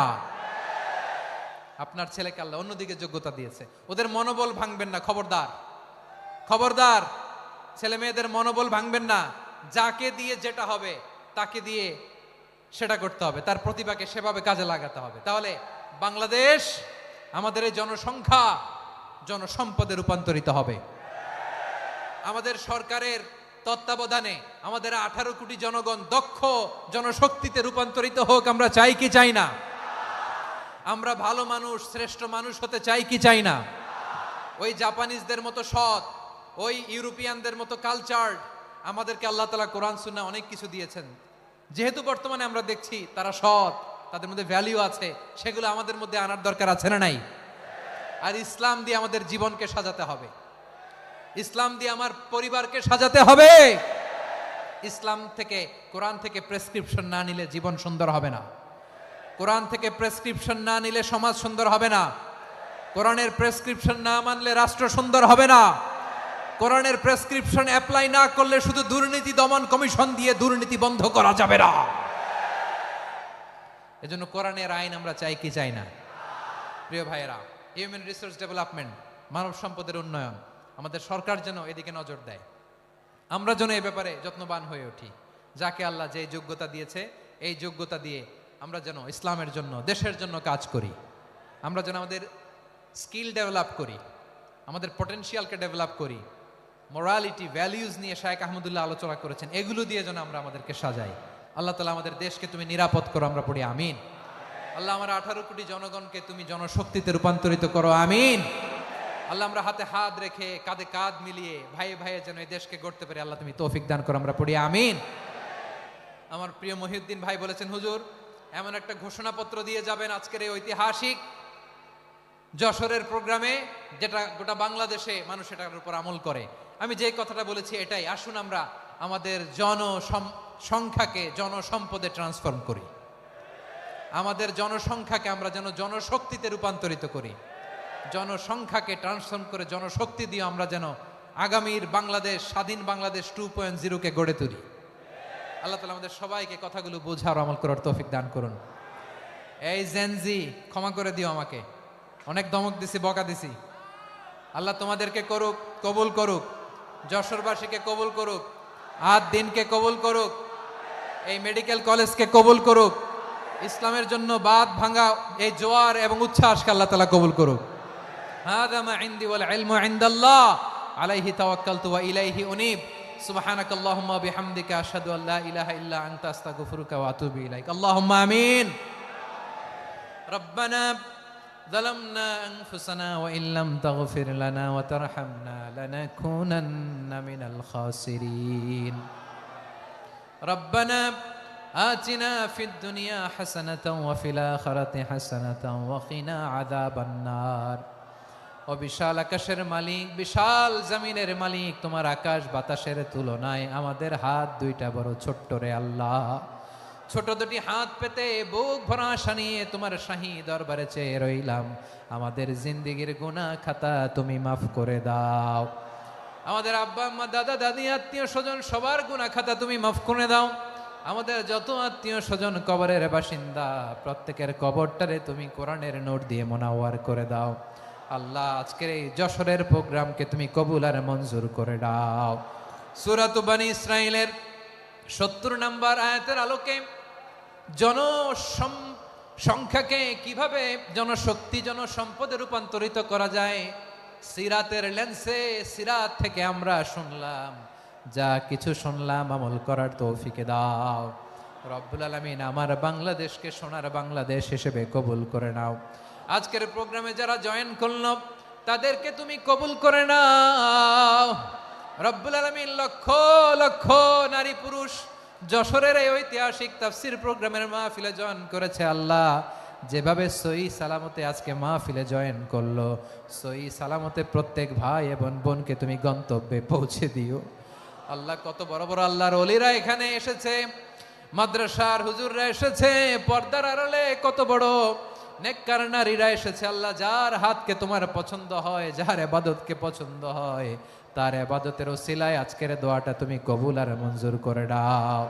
রব্বানা তাকাব্বাল মিন্না ইন্নাকা আনতাস সামিউল আলিম ওয়া তুব আলাইনা ইয়া মাওলানা ইন্নাকা আনতাত তাওয়াবুর রহিম। সুবহানাকা রাব্বিকা রাব্বিল ইজ্জাতি আম্মা ইয়াসিফুন ওয়া সালামুন আলাল মুরসালিন والحمد لله رب العالمين. واجعل آخر كلامنا عند الموت لا إله إلا الله محمد رسول الله.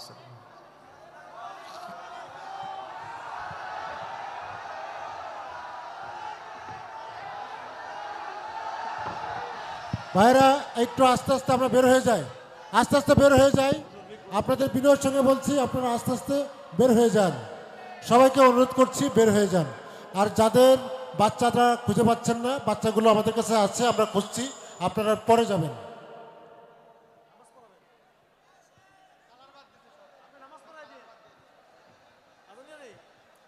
আস্তে আস্তে শৃঙ্খলার সাথে সহি সুস্থভাবে বের হয়ে যান ভাইরা, ধাক্কাধাক্কি করবেন না।